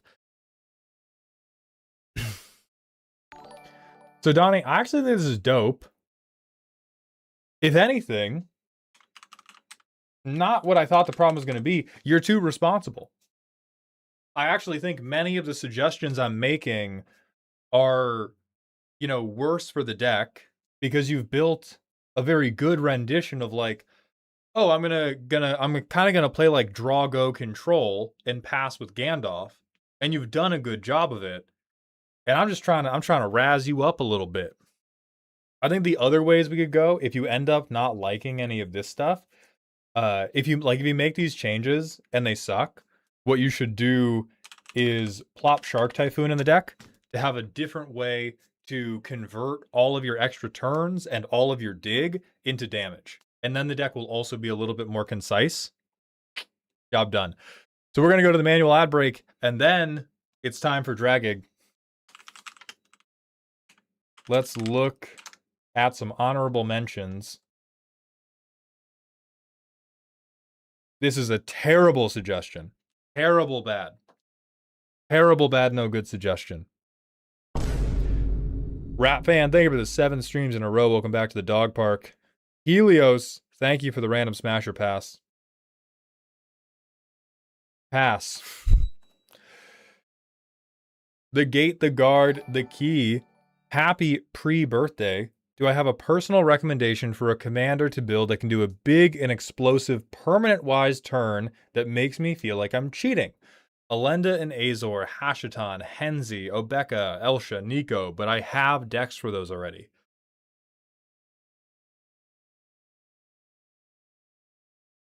So it's not all going to happen in one turn, but I would genuinely suggest you examine the musical stylings of Mono Green Radagast, and you try Mono Green Control.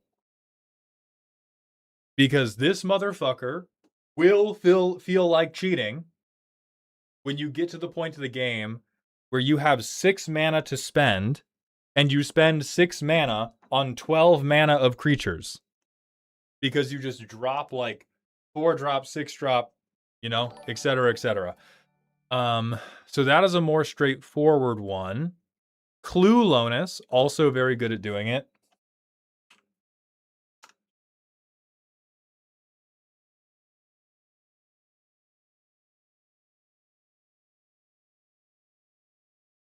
Who else would be very, very good at cheating a lot of permanence?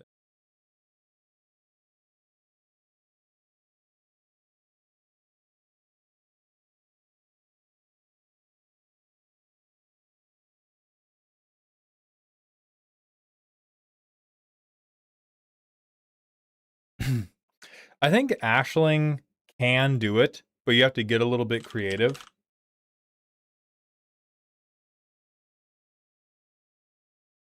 Because you can do a lot of things to like make tokens and polymorph them. And Ashling just gives you a lot of mana to fuel that. Raph and Mikey can do it, yeah.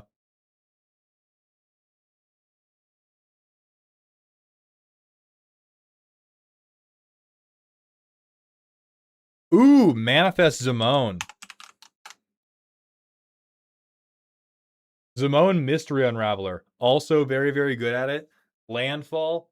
Put creatures in, face down, in attack position. Landfall. Flip them up. Kill you. Yeah, I think that's quite fun. Okay, I gotta use the bathroom.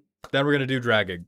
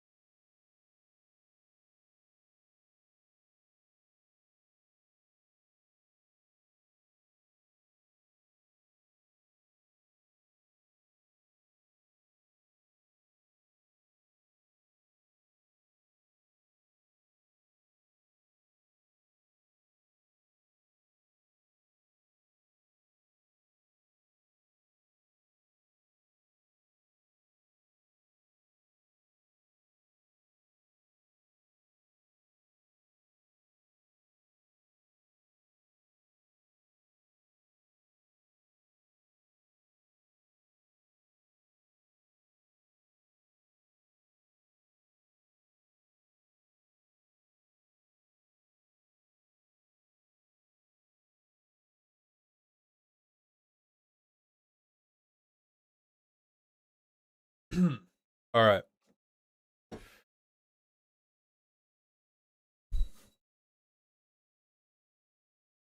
Ooh, Kashiri.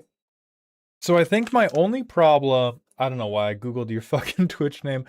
I think my only problem with Fury Gale flocking for the previous deck is this gets so much better when we are doing looting and rummaging. When we are drawing and discarding, this becomes a very, very, very good spell.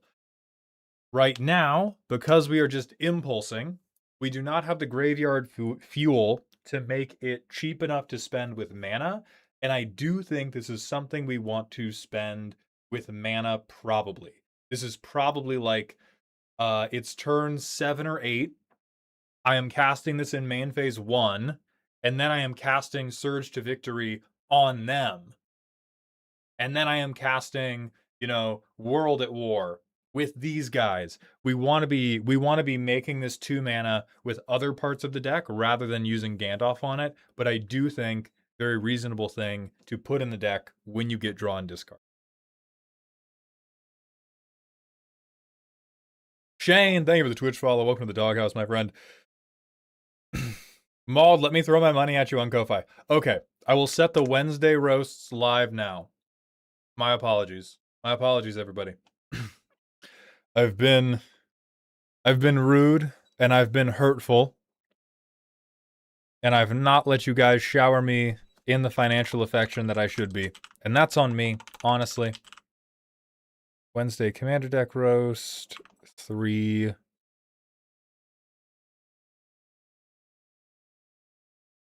Save and publish. Our review's live too. No. If I wanted to make a Give Quest deck, what would I be looking for on Scryfall? Alt F4, and then open League of Legends. So today, Dragig has sent in a scary deck. You know that scene in that one anime where a character has to put their fingers in a device that rips out all their nails? Yeah, it's like that.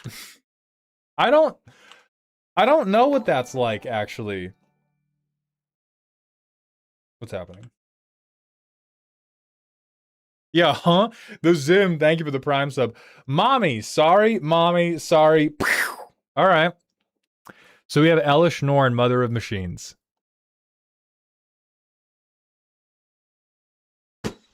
What in the basic bitch is happening here? What in the... Brother built a saw trap out of peanut butter and jelly sandwiches with the crust cut off. Oh, the humanity! Oh my god, he's gonna draw 2 cards! Does this even... You can't double this, right? Hold on. Wait, somebody in chat who knows the rules of Magic, can you even... Elesh Norn doesn't get around only triggers once each turn, right? Nope. Great. Fucking awesome. I play a basic land, and I play fucking Flump. I play motherfucking Flump, dog. Who do you think you are? I am. Dragig says, losing the game. I play Welcoming Motherfucking Vampire. I play Mentor of the Motherfucking Meek, and I draw a card. I miss my land drop. I play Mirror Entity. I pay the 1. I draw 2 cards. I miss another land drop. I play Thalia. I pay another 1. I draw 2 cards. Here it is. Just 1 turn. Sorry, 2 turns behind schedule. I'm discarding this shit-ass card. I play Elesh Norn. I receive no ETB triggers. Because I am only playing White Weenie ETB in the deck with Giant Bone Mommy. Hell yeah. I discard this fuck-ass Archon to hand size. So, is the guy getting their fingernails torn off in this situation you? Because I've yet to see I've yet to see it to the other people. Like, the most direct threat we've made to anybody is like, hey, Storm player, you're not winning yet. And hey, anybody with a 3-3, not fucking with me. You're not fucking with me, all right? That's not how I move. That's not how I roll. I've got motion. If I can just... That's not a land. Sorry. I just gotta check some bulk. Sorry, that's not the wrong card. Fuck. These aren't lands. Listen, somebody's fingernails will be removed. I believe you. So where do we go from here? We have... Hey, hell yeah, removal. We don't want to Eternal Wanderer. You are a stone cold idiot. I mean, okay, we have a flyer. We have a flyer. You know what? True. I pay 5 mana into Mirror Entity, and I just swing. I just let them know. Come here, boys. I just hope for the fucking best. I discard... Brother. I discard White Sun Zenith with my 5 lands. Goober, thank you for the Twitch follow. Oh man, if only I could play this. I cast 5 mana into Mirror Entity. I just fucking swang on it. I just fucking swang on that bitch. God damn it. Yeah, Dragig, I'm checking. Yes, I got you.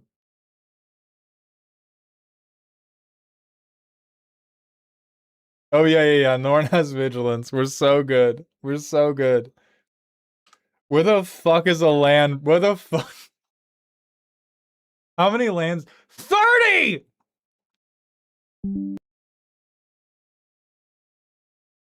What?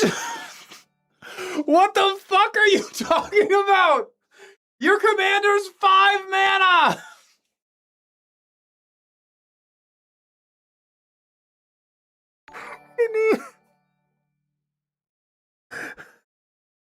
We need 16% of the lands in our deck to cast our commander once. No, because this number counts MDFCs. This means with MDFCs, they have 30 lands. Are you kidding me? No, I'm being fucked with. You are playing games with me. This cannot be. This cannot fucking be. Yeah, somebody get Elkin call right now so I can tell him that his video has lowered the IQ of everyone who plays Commander.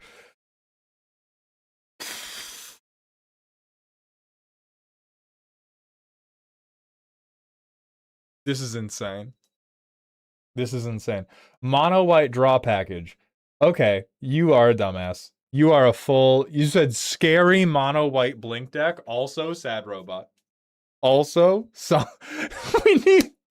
we need Solemn Simulacrum because doubling Solemn Simulacrum's trigger is the only way we will ever have the mana to play the game.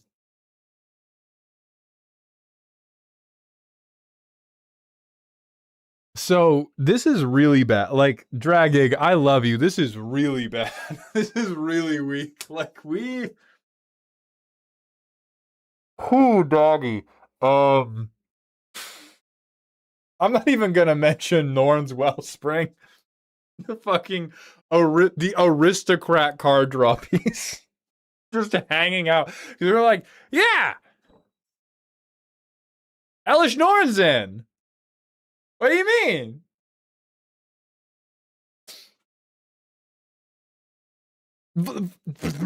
So, okay. Here is the heart of the issue. You have a bunch of cheap draw pieces that are meant to benefit from the fact that Elesh Norn is doubling ETBs. However, you will have to play all of these cheap draw pieces way before Elesh Norn can help you because you don't have any fucking lands! We can't double draw with Ichor Wellspring. We gotta play it turn 3. Priest of Ancient Lore is picking up shifts at Taco Bell to try to pay for your deranged fucking mana curve!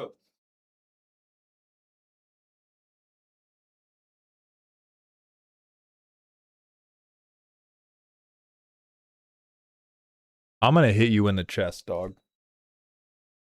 I'm gonna learn how to drop kick you. Moon silver key. We are moon silvering.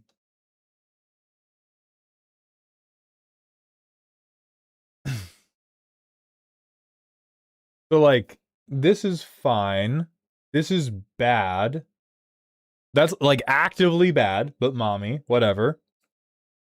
Actively bad. Fine. What? Idiot. Great card. You are not a serious person. I want you to know there's a secret notes section. The secret notes section for this deck, Dragging, you're now being dragged publicly, said, beware, Mauled. The deck's super scary. The last game I won, it's because I locked everybody out with a Spelljacker combo loop, and yet you're gonna incubate 8!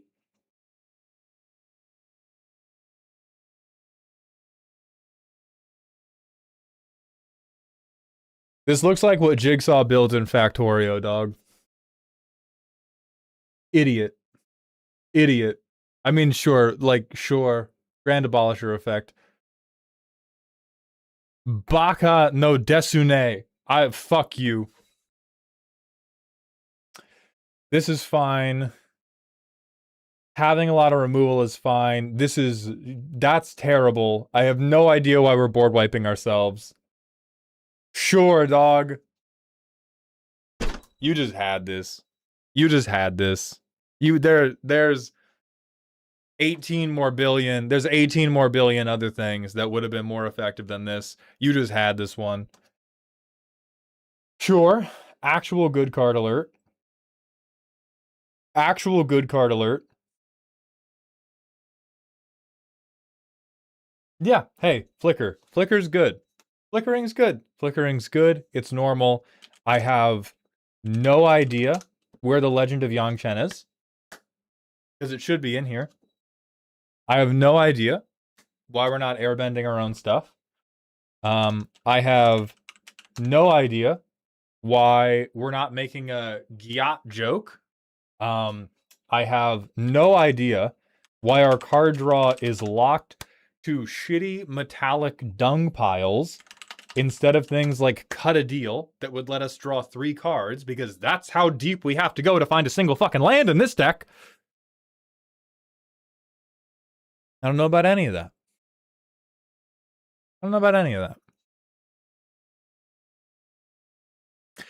Because airbending costs mana to replay stuff. Consider that 2 mana is really the only amount of mana this deck can spend. I don't even know what to suggest. I know exactly what to suggest, bro. It's these cards. It's these cards right here. Like Yang Chen is just inarguable, because it's exactly the thing you want. It is it is removal. It is draw. It is removal. It is draw. It is a way to airbend. Gyatso fits in to your desire to make terrible, stupid jokes and airbends. And then it's really, like, I think the core part of this deck that should change is Flump, Ogma, Norn's Wellspring, Zenith Chronicler, Priest of Ancient Lore are all really bad and are outdone very, very easily by playing Catch-Up Ramp or by playing any other card draw, so you can get to doing the fun stuff. I would be more sympathetic if any of these had sauce. Like, a thing I'll let Solemn Simulacrum live, it's going to ramp you to playing other mommy.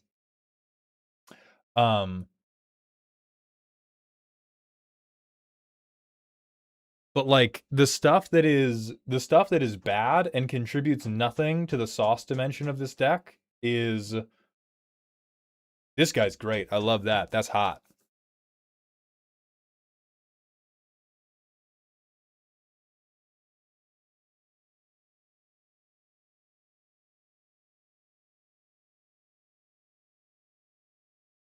Okay. Norn's Inquisitor. Dog shit, sauceless. Priest of Ancient Lore. Dog shit, sauceless. Phyrexian Awakening. Dog shit, sauceless. Archivist of Ogma. In bracket 2, where you are playing this deck. Dog shit and sauceless. That's hot. Zenith Chronicler. Dog shit, sauceless. Ichor Wellspring. Dog shit, sauceless.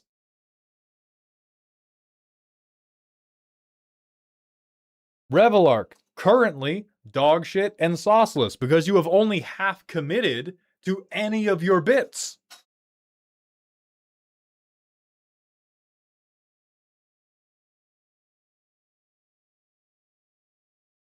We talked about that. Skrelv's Hive, dog shit, sauceless. Moonsilver Key, dog shit, sauceless. Norn's Wellspring, dog shit, sauceless. So all these cards don't do anything they don't do anything practical, they don't do anything dope. And so you could replace all of those cards with lands, things that do something dope, or things that do something practical, and the deck just goes through the fucking roof. Like, you even, hold on.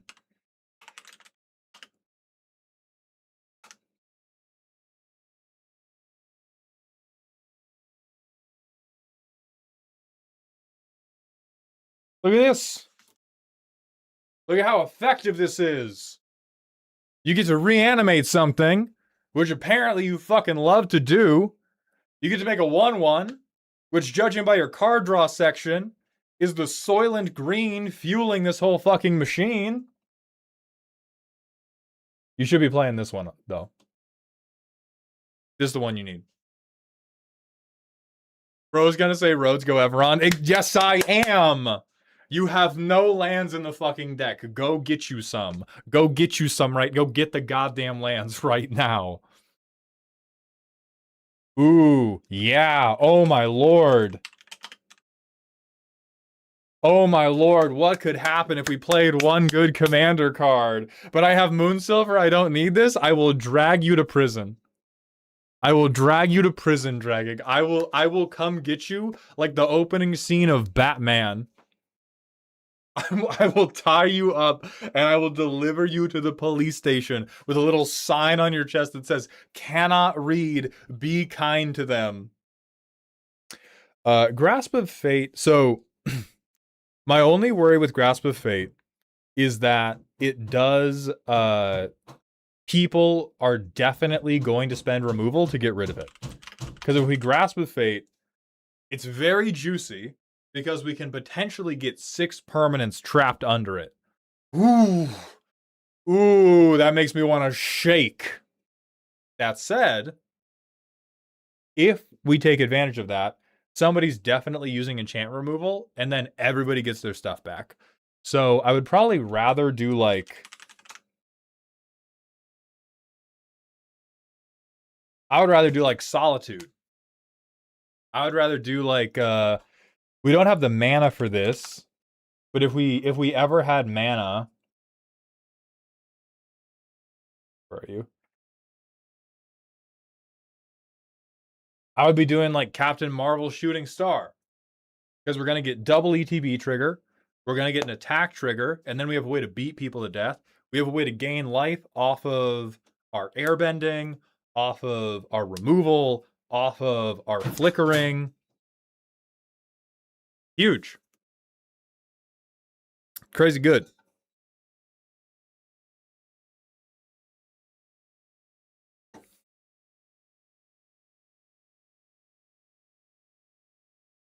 Remember, Mauled, every time you say this deck doesn't have lands, remember 12 planes just last Saturday. Just because you play 5-hour commander games, Dragig, does not mean I have to accept it as practical. Oh yeah, you have zero argument against Witch Enchanter. That's just literacy crisis. This is just a literacy crisis. It doesn't even have to enter tapped. Ooh.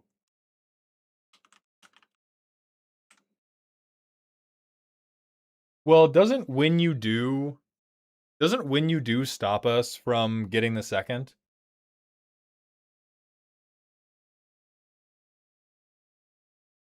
Okay, yeah, so that one doesn't do anything crazy. But yeah, get some early land drops because it's making me very sad to play my commander behind curve. So this is 1 mulligan, 2 mulligans. Hey, you're keeping this one.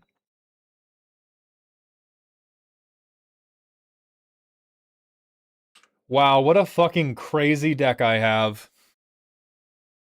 What a oh, the dark and twisted hallways of my mind. How could I ever let another human see laid bare the evils of this soul? I'm gonna get a basic.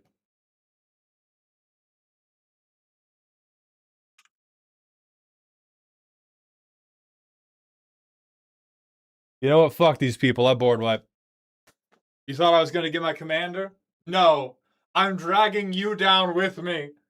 You are not escaping with your life, you fuck bitches. You are coming down here and you are fighting on my terms. All right, we board wipe these dumb bitches. Next turn. Elesh Norn. Haste. Land. I hit somebody for 4. I'm the goat. I'm the goat. And then I flicker Solemn. I get 2 planes. Is this how you're like, oh my god, I have 12 lands, you flickered Solemn Simulacrum? You fucking child.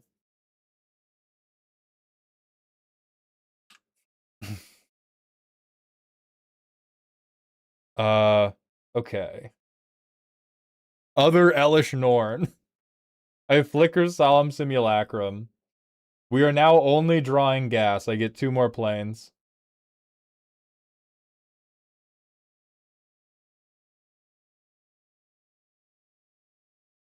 I hit somebody.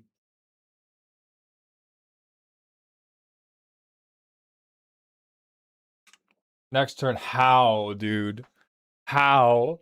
I have half of the lands in my deck on the field. How did I draw one?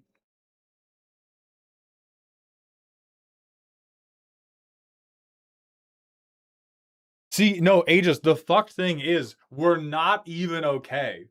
Like, we're not actively winning this.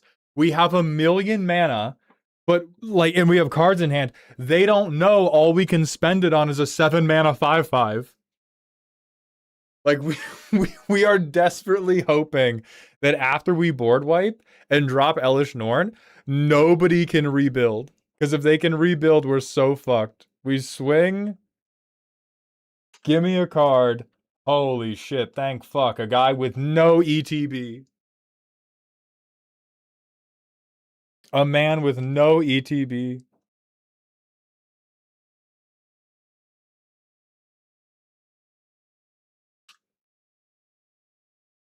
Holy shit.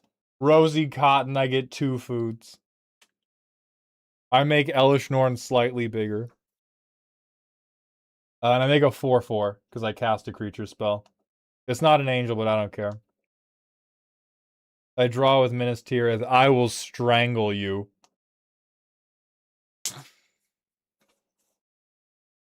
Yeah, so I think you need you need more draw that works. If we don't, even if you don't want to have this many lands because you're in a play group with like free mulligans, I do think you should be doing things that get you the lands more effectually, like Archaeomancer's Map, like Roads Go Ever On. And then you should do shit like Cut a Deal. For sure. What's the win con? They starve to death. They starve to death.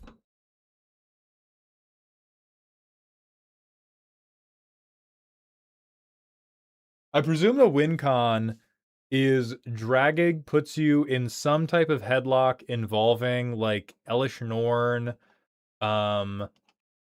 something that's like ETB removal.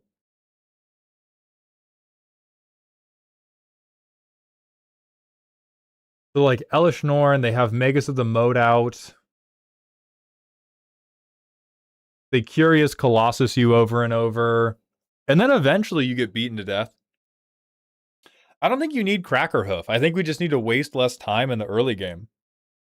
Like we don't have to make this a Crater Hoof deck. Not everything has to be Crater Hoof. I think it's okay if we want this to be a Saw torture room. I just want it to be like the movie's taken a long time to get to the torture. That's what bothers me. But this is definite lies. Holy shit, the 30 lands is killing me. Dragig, thank you, I guess, for submitting. We're going to go to the manual ad break, and then it's time for Steven Gorsuch. Time Kit.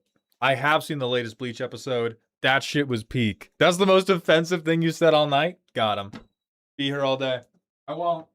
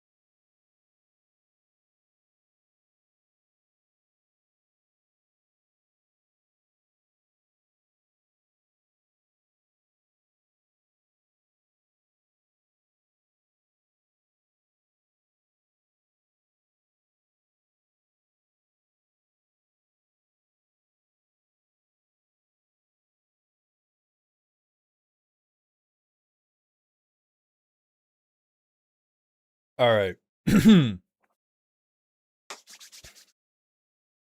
Lord Xavier, thank you for the 100-bit cheer.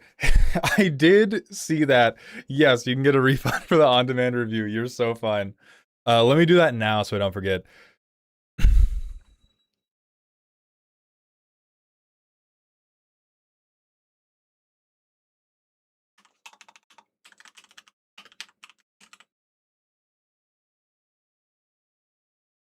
Okay. I have done a refund request for the review. You are still scheduled for Wednesday with the roast.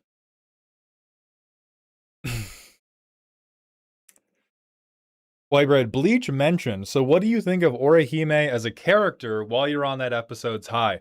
I mean, I just love how devastating that episode was to power scalers. Right? I hate anime power scaling. I personally love when they have their days ruined, and I think Orihime is now the like definite strongest entity in all of Bleach, which is an Aizen upscale, because it means Aizen was right about her during the original Aizen arc. That's important. We take any Aizen upscale anywhere we can get it. Yeah, Aizen upscale. Orihime is the strongest? Fuck yeah. Fuck yeah. What fucking happened? They did a lot of stuff that did not happen in the manga, and it was dope. Wasn't Orihime always the strongest? She had statements to support the fact, like, because her powers are very, like, reality warpy. And so there's been a lot of statements about how ridiculously strong she was. But in Thousand Year Blood War, in the manga, she doesn't really get to do a lot to show it. She gets to show a little stuff. She gets to show a little stuff.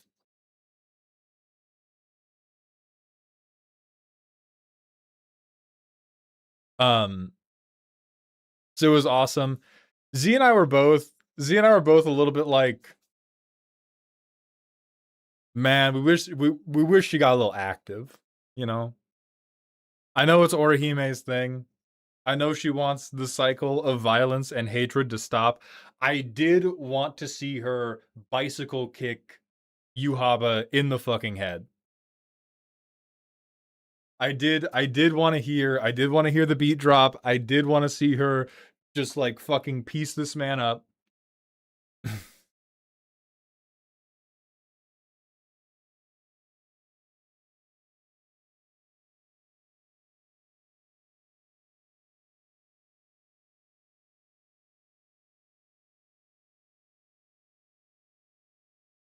But yeah, shit was crazy. Oh, dragging. What was the previous message?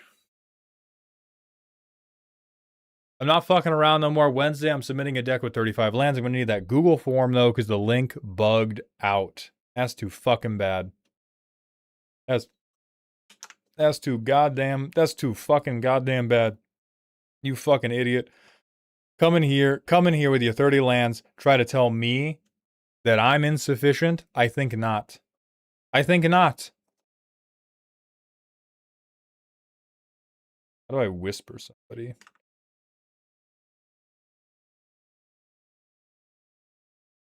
I have whispered it to you on twitch.tv.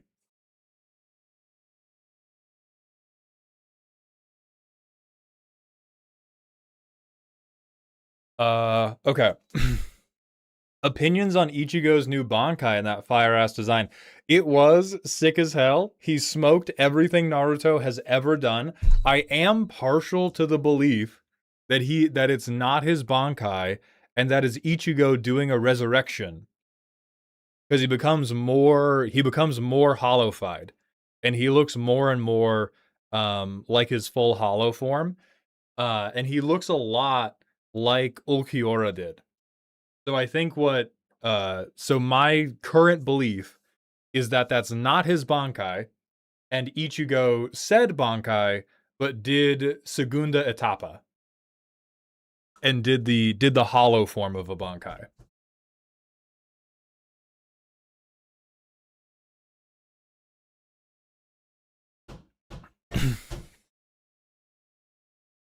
And that like that will just be part of his powers. This guy just out here saying words, man. It's deep to me. It's deep to me.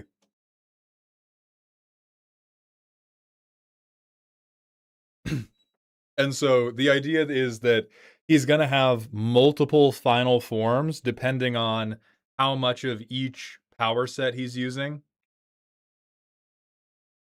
Dude, that Genshin... I hit one of my better bits. Z and I were watching it last night, and he does the new Getsuga Tensho. When the first one dropped...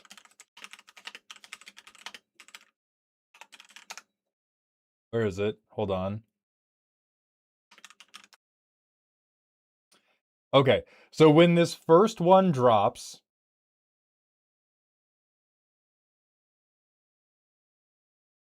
and it looks cool as shit, neither of us said anything. We were overwhelmed by the aura moment. But when the second one dropped, I had the presence of mind to wait half a second and then yell, "The moon!" from Moon Knight. And it was very funny. And I gave myself a good boy point for that. And I would like my good boy points from everybody else.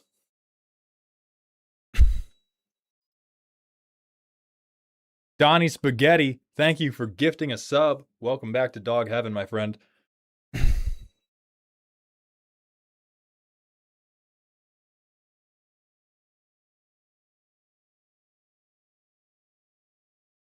Is this what MTG players talking about Magic sounds like to non-players? Exactly like.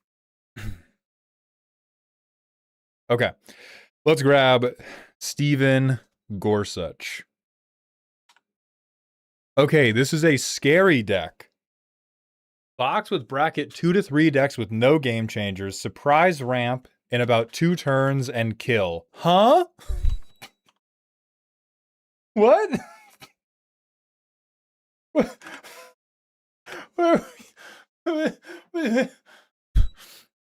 Okay, so we mean 2 turns after my like commander. We mean like I play my commander and then I surprise ramp and kill you. Yeah, I beg your pardon?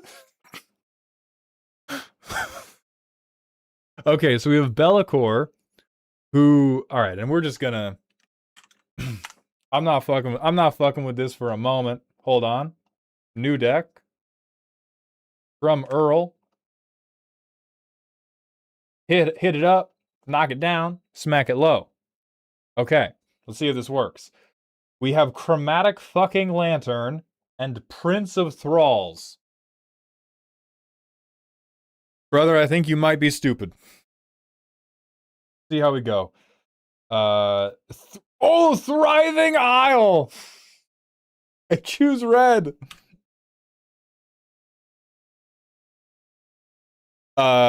Steven, you tell me what demon I would have tutored for on turn 2, and I will let you have it. I'm going to keep moving on with the playtest, but I'm going to put this off to the side. Retroactively, what would I spend turn 2 tutoring for? Chromatic Lantern.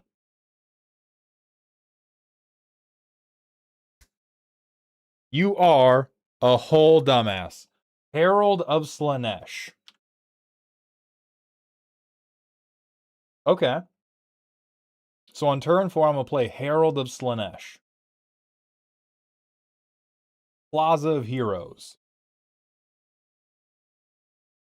Brother, huh? You know they just make counter spells at 2 mana, right? You don't have to earn it in bracket 2. You can just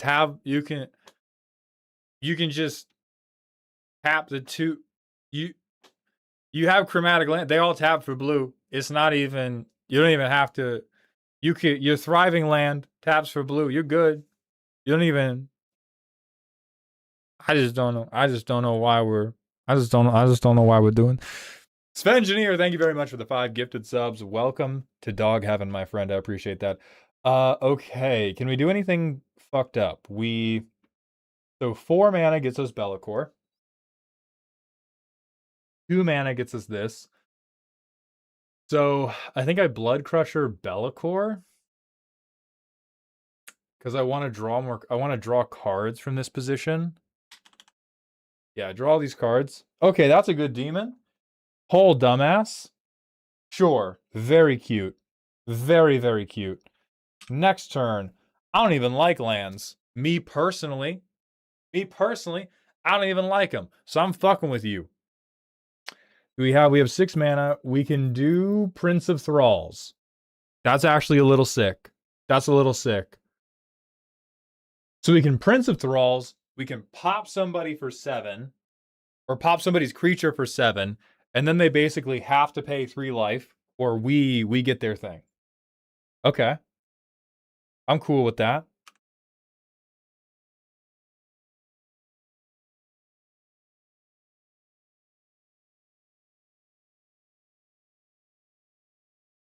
Okay, I'm gonna Relic of Sauron. Then I'm gonna hold up this crazy brush off. I'm gonna hold up I'ma hold up this fucked up spell. The gate to guard the key, we have a demon cost reducer. So Prince of Thralls is only 6 mana for us. Yeah, we hold up interaction, which we probably have to use. Then we go Elbrus, equip Elbrus to a flyer. Hit somebody. And then we get to shoot somebody for 13.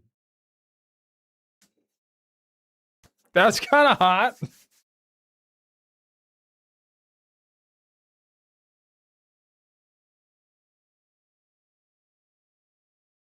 Yeah, we pop somebody in the mouth for 13. We now have Withengar.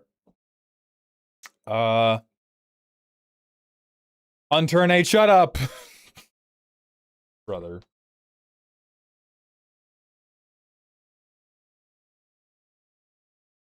Okay. No, this is fine. This is fine. Amount of life we lost. Okay.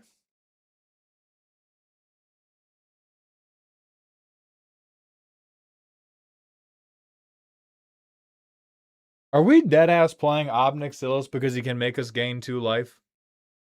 Steven? Steven, I need honesty in this moment. Are you dead to right? Are you dead to rights showing me Ob Nixilis, the motherfucking adversary, because he can gain you 2 life?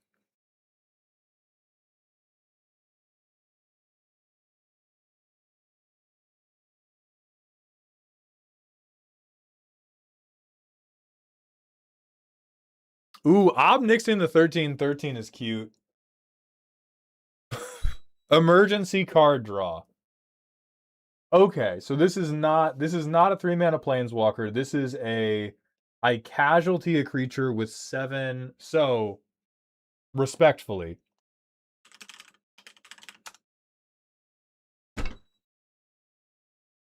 Respectfully. What if we could do this without the hula hoop? Would that entice you? What if it didn't have to be an emergency? What if we could just draw cards? We'd be better with damn near any other Ob Nixilis. We would be better with damn near any other card. Hot dog. I mean, from here we probably have to win, right? Like, somebody should be low enough that Withengar can reach them.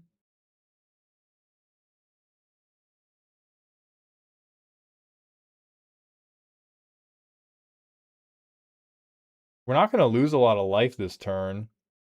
Kind of blows. So we hit somebody. Because we have hit somebody, we can Rakdos. We pop them for somebody else for 6.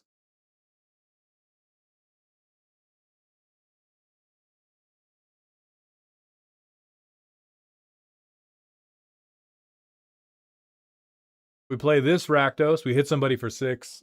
Somebody has to be dead. This guy's 26/26.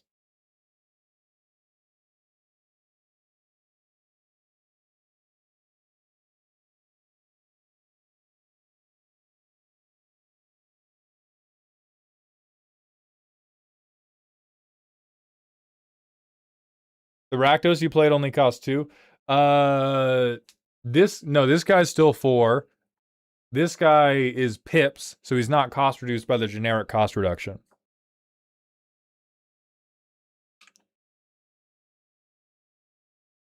But I don't think I want to make 7 2/2s. I just want to. Oh, yes. Okay, this guy's cheaper, so we would have more mana. I do agree that we are missing the little thing that some board wipes have happened. So let's take a peek under the hood.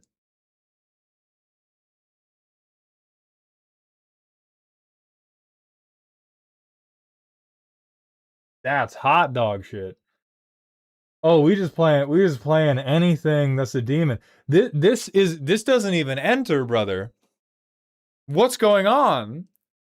Like mailing someone a fart in a can, a little bit. Okay. Nuh-uh. Nuh-uh. Okay, okay, okay. Sure, sure.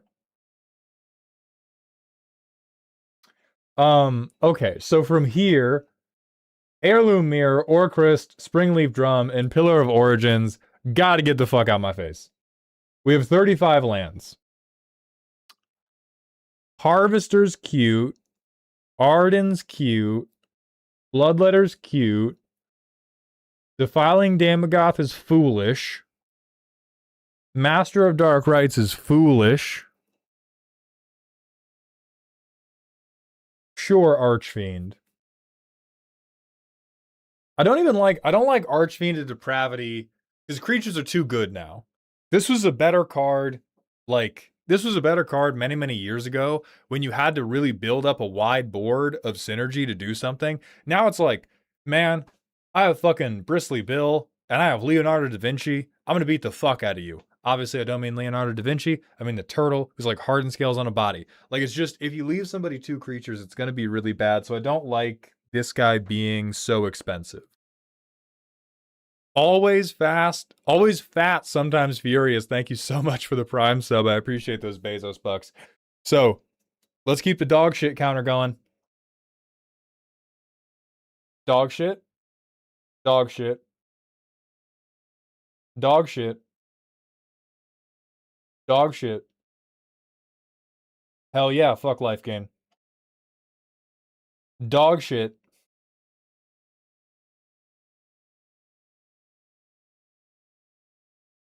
God damn, I want to hate him. I want to hate him, but I can't.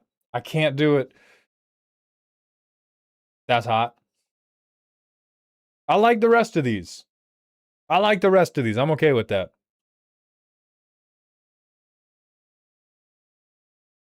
Personally, I hate Exquisite Blood. I can't realistically call it dog shit, but I will call it sauceless. All right, dog shit, dog shit, dog shit, dog shit. We we say thee nay, motherfucker. I say thee nay. Play counterspell. What are you doing? What are you doing? If we okay. And yet we do have mana drain. That's what's killing me. We're like, because we're obviously not doing this from the standpoint of like, oh well, I would hate to hit you with an actual usable counterspell. I'm only gonna play the really bad ones. We're playing like the worst ones ever, and also the God Killer 9000. So I would replace Brush Off, Spell Snare, Quencha, and Say the Nay immediately.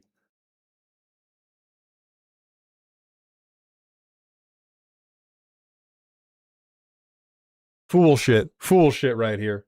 Absolute fool shit. I like Rain of the Pit. That's cool. That's actually really hot with your commander. Dog, what? Dog, hold on. The Vine Boom on? Hold on. Turn the Vine Boom on so you can hit. What the fuck? What the fuck are you saying to me right now, Gru? What's happening? Okay, I'm gonna adopt you a daughter. We're gonna change you. We're gonna make you better. What the fuck are you doing? How good is Saw in Half with this commander? Very! So, things that are going to be dope for you. Saw in Half. Extremely dope. Stinging Study. Extremely dope. What's the problem? You are... So, the problem is you are playing worse versions of benchmark spells. That does not normally jive super well with functioning effectively in bracket 2 or 3. If your play group is also playing downgraded precons, okay. But if we're talking about the line between bracket 2 and bracket 3, right now you are like, I'm going to take a precon and I'm going to make the cards in it worse. Precons run Swords to Plowshares. You're like, what if I had Swords to Plowshares, but I had to like pull a toenail off? What if I got to play Swords to Plowshares, but I had to cut one of my nostrils open? That seems fair to me, since I'm doing something so mean like playing Be'lakor. Also, mana drain, bozo. I don't like that. I don't like the variance there. But we don't have to spend too long talking about bad removal options. Let's instead talk about cool and dope things we could play. The Saw in Half, cool and dope thing. Other generic cool and dope things, probably Improvisation Capstone. I think a really big problem your deck has is you have a lot of things that are very expensive to not do very much. And so if you were able to have something like Improvisation Capstone to stop you from top decking something cheap, oh, we love it. We love it forever and ever and ever. I think your deck probably wants to play every paradigm spell you can. Obviously, if you don't like them, you don't have to. But if we look at the 3 Grixis paradigm spells, we have draw a lot of cards all game. Great. Also loses you a lot of life, loses you life all game, which matters for your deck. We have get a demon ETB every turn. We love that. And we have free cast big stuff every turn. All 3 of these things are crazy fucking good for you. Helios, thank you for gifting 5 tier 1 subs. Welcome back to Dog Heaven, and thank you for supporting the Cooking Stream sub goal. So I'm not going to say you have to play any of these, but you could replace any 3 cards at random with all 3 of these paradigms, and your deck would be more exciting. I even own all 3 of those. Perfect. Like, I think all of these do a thing you very, very want to do. Quick side note for the boring stuff. Rather than Heirloom Mirror, Pillar of Origin, Springleaf Drum, like I also want to cut Orcrist, but Orcrist is a little exciting. Halan, thank you for gifting a sub. Welcome back to Dog Heaven. Thank you for supporting the sub goal. Orcrist is at least a little exciting, so let's go boring for boring. Heirloom Mirror should be Worn Powerstone. You're a big boy. You need a lot of colorless mana. You do have to make pips too, but your commander has fucking 3 generic. Yeah, 3 generic just in their cost. So you want Worn Powerstone. Yeah, the Kindred artifacts I don't like. Then let's get rid of those. So the Kindred artifacts we have are Gathering Stone, Chronicle of Victory, Pillar of Origins. Let's cut those. Gathering Stone.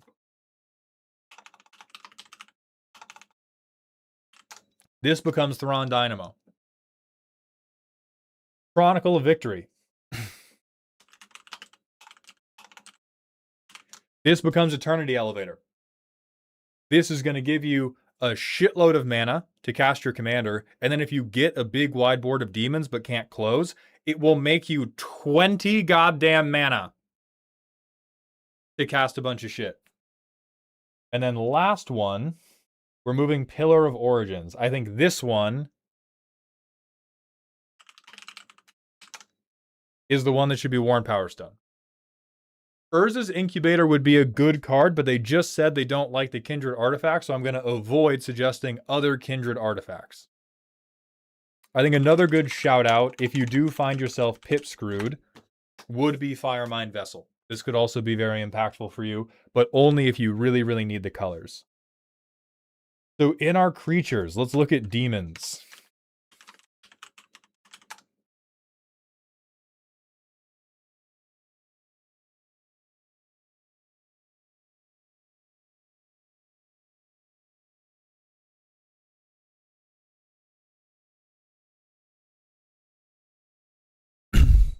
Varigoth is quite good. If you don't love tutoring, I understand it.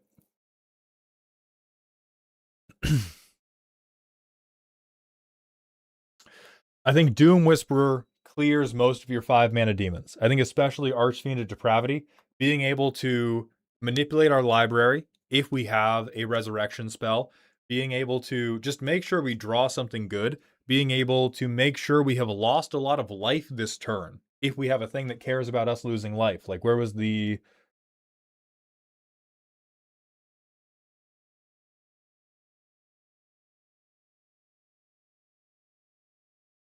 Yeah, this shit fuck. Where we want to be able to pay like any amount of life by end step.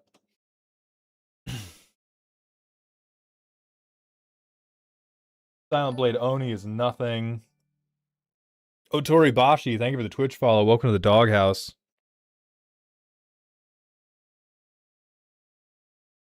You could double dip on like, what if Had Demon also had card draw?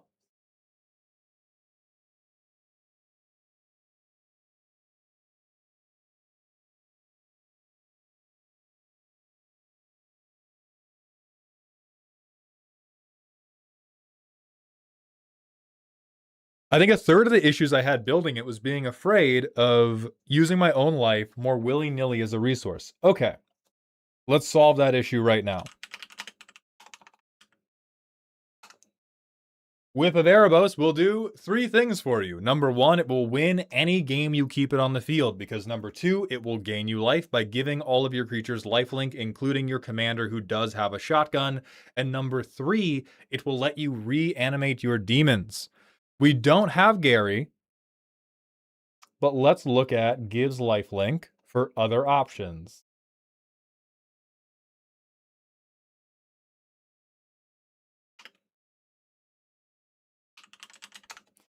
All right.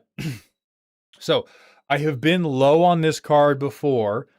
I would recommend Shadow Spear. Not only is Trample Lifelink good, but you have flyers, so your damage is almost always going to get through. And taking away Hexproof and Indestructible is becoming more and more relevant with every passing day. It pisses me off every time, but like, this guy's going to blow you up, dude. You got to be able to stop him. You got to be able to stop him. This is Wizards. This is Clerics.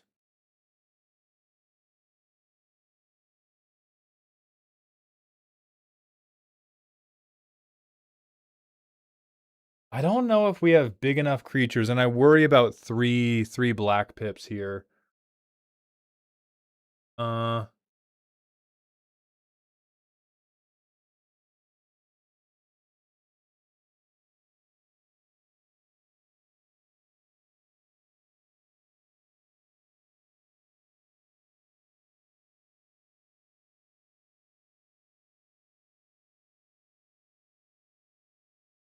Resurrection Orb is low-key crazy. If you have the money to throw around, or really the mana to throw around, being able to, because this comes out, like if you play your commander and he doesn't get removed, next turn you deterministically have the mana to play this, and then your commander has lifelink, and then you can spend as much of your life as you want. The Meshi, I'm doing great. How are you doing?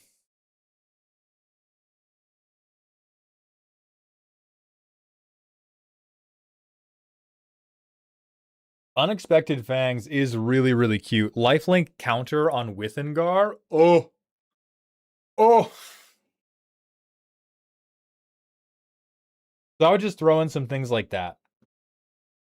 I would say Resurrection Orb over Vampiric Link. I think Collective Inferno is fine. I don't think you need Black Market. I think you would rather deal damage. Like, over Black Market... Oh, she's not a demon. She's like an honorary demon, though. Yeah, I would either do Karlach or I would do Metamorphosis Fanatic.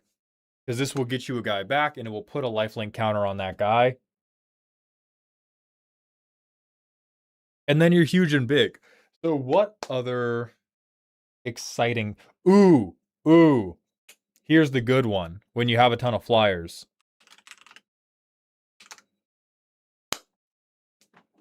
This is the shit that will go crazy style. This will make you bounce on it insane.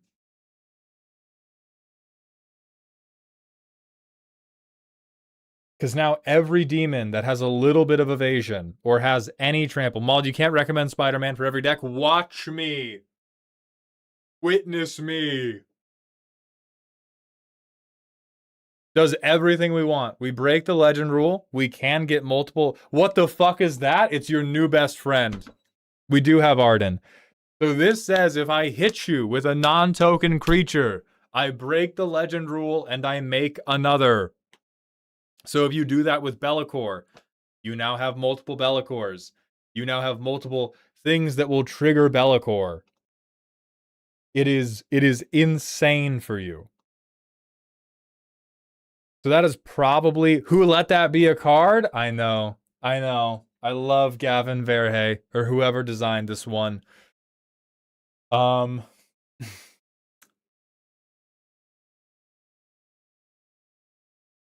What else could we sauce up? I think Be'lakor is going to draw cards for us. Is there other interaction that would be more doper?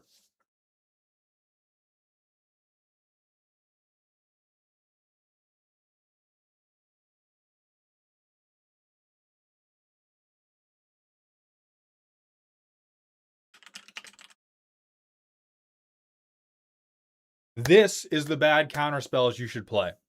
If you have a medium turn that you're like, I don't know if I want to take this turn because it's not going to win me the game, but it's going to make me the threat. You just pass the turn with 5 mana up, brother. And then you spend it. And then you get enough mana, you get enough treasures to just drop like 12 mana on a motherfucker.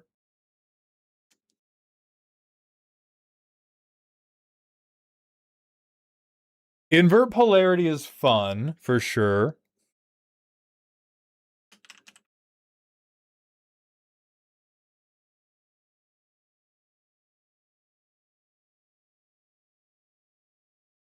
Yeah, this is a very fun time. I don't think it's like that good. Like, I think Spell Swindle is funny and is actively good for the deck because this deck can spend a shitload of mana.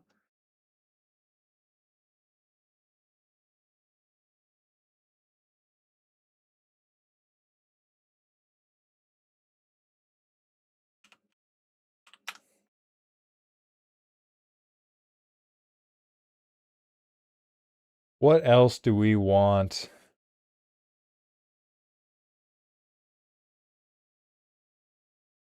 Oh, you want this. Hips are the main reason half the counters are what they are. Okay, then I'm still going to recommend Spell Swindle because I think that is a good counter spell to leave mana open for. And then any blue deck that has a commander that's 4 or more power should be running Stubborn Denial. So just put this in over anything because it will always be a hard counter spell for you.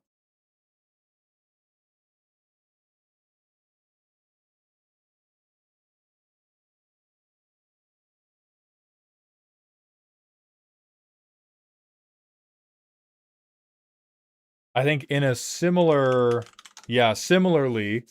I would recommend Bolt Bend, especially for single target removal.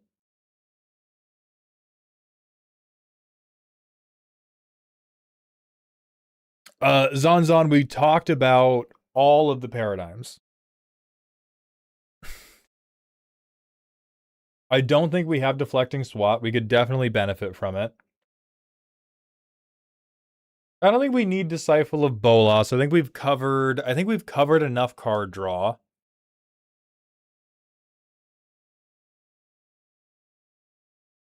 I don't like Commit Memory. I don't think we want to hold open that much mana. Why Bolt Bend and not Redirect Lightning? Commander Synergy. Make happier. Commander Synergy, make more happy, make more better. Shut up. Hey, go put 30 lands in a deck, you piece of shit. Get out of here. What are you doing? Go build an ineffective deck that you say wins.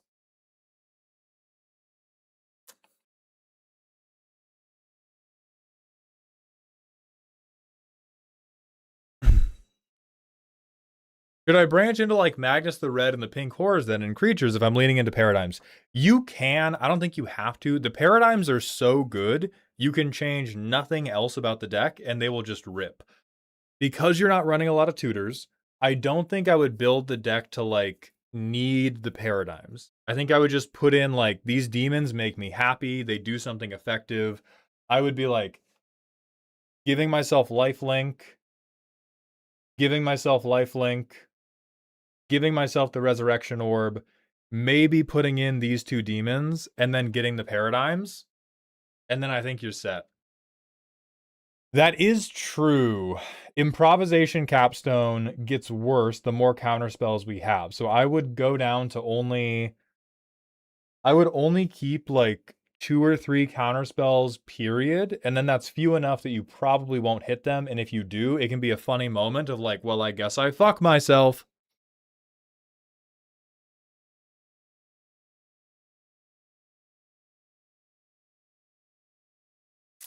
Ooh, can we justify a muddle mixture? What would we tutor for?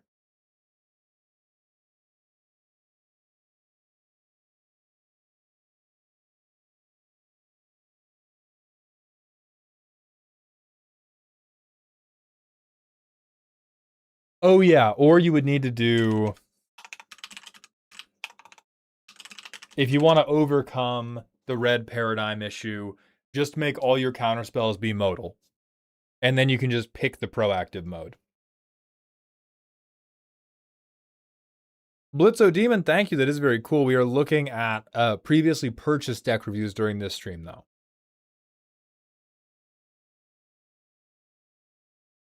Yeah, Confusticate and Babother is also good here. Hell yeah.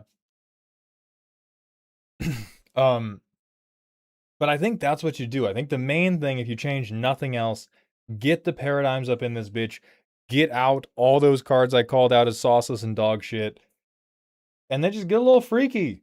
Get a little freak with these 1-mana spells. Get some lifelink. Draw some cards.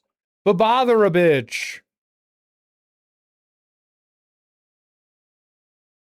I think this is like all right. We can certainly get there.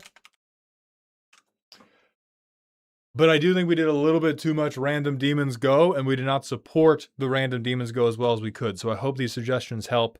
Thank you very much for submitting. I think that is going to be it for today, you guys. Z and I have to get going pretty soon, so we're not going to do a raffle today. I am sorry about that, but we'll be back Wednesday, and we will be raffling on Wednesday. Kivicus, thank you for the follow. I'm going to pull up the Bald Kai. We're going to raid out. Thank you to everybody who subscribed and gifted subs to support the cooking stream goal. We have 9 days to hit this goal, and we are almost 30% of the way there. It's been incredibly generous. We're going to raid Decked Out, I think. I believe their subathon is still live. Their subathon is still live, so we're going to go support Decked Out subathon. Thank you all for being here. I will see you tomorrow. Please remember to be kind. Do not rewind any videotapes you are in possession of, and stay toxic. YouTube, that's just it for us, but I will see you again on Wednesday. Oh, right, it's Wednesday. It's not tomorrow.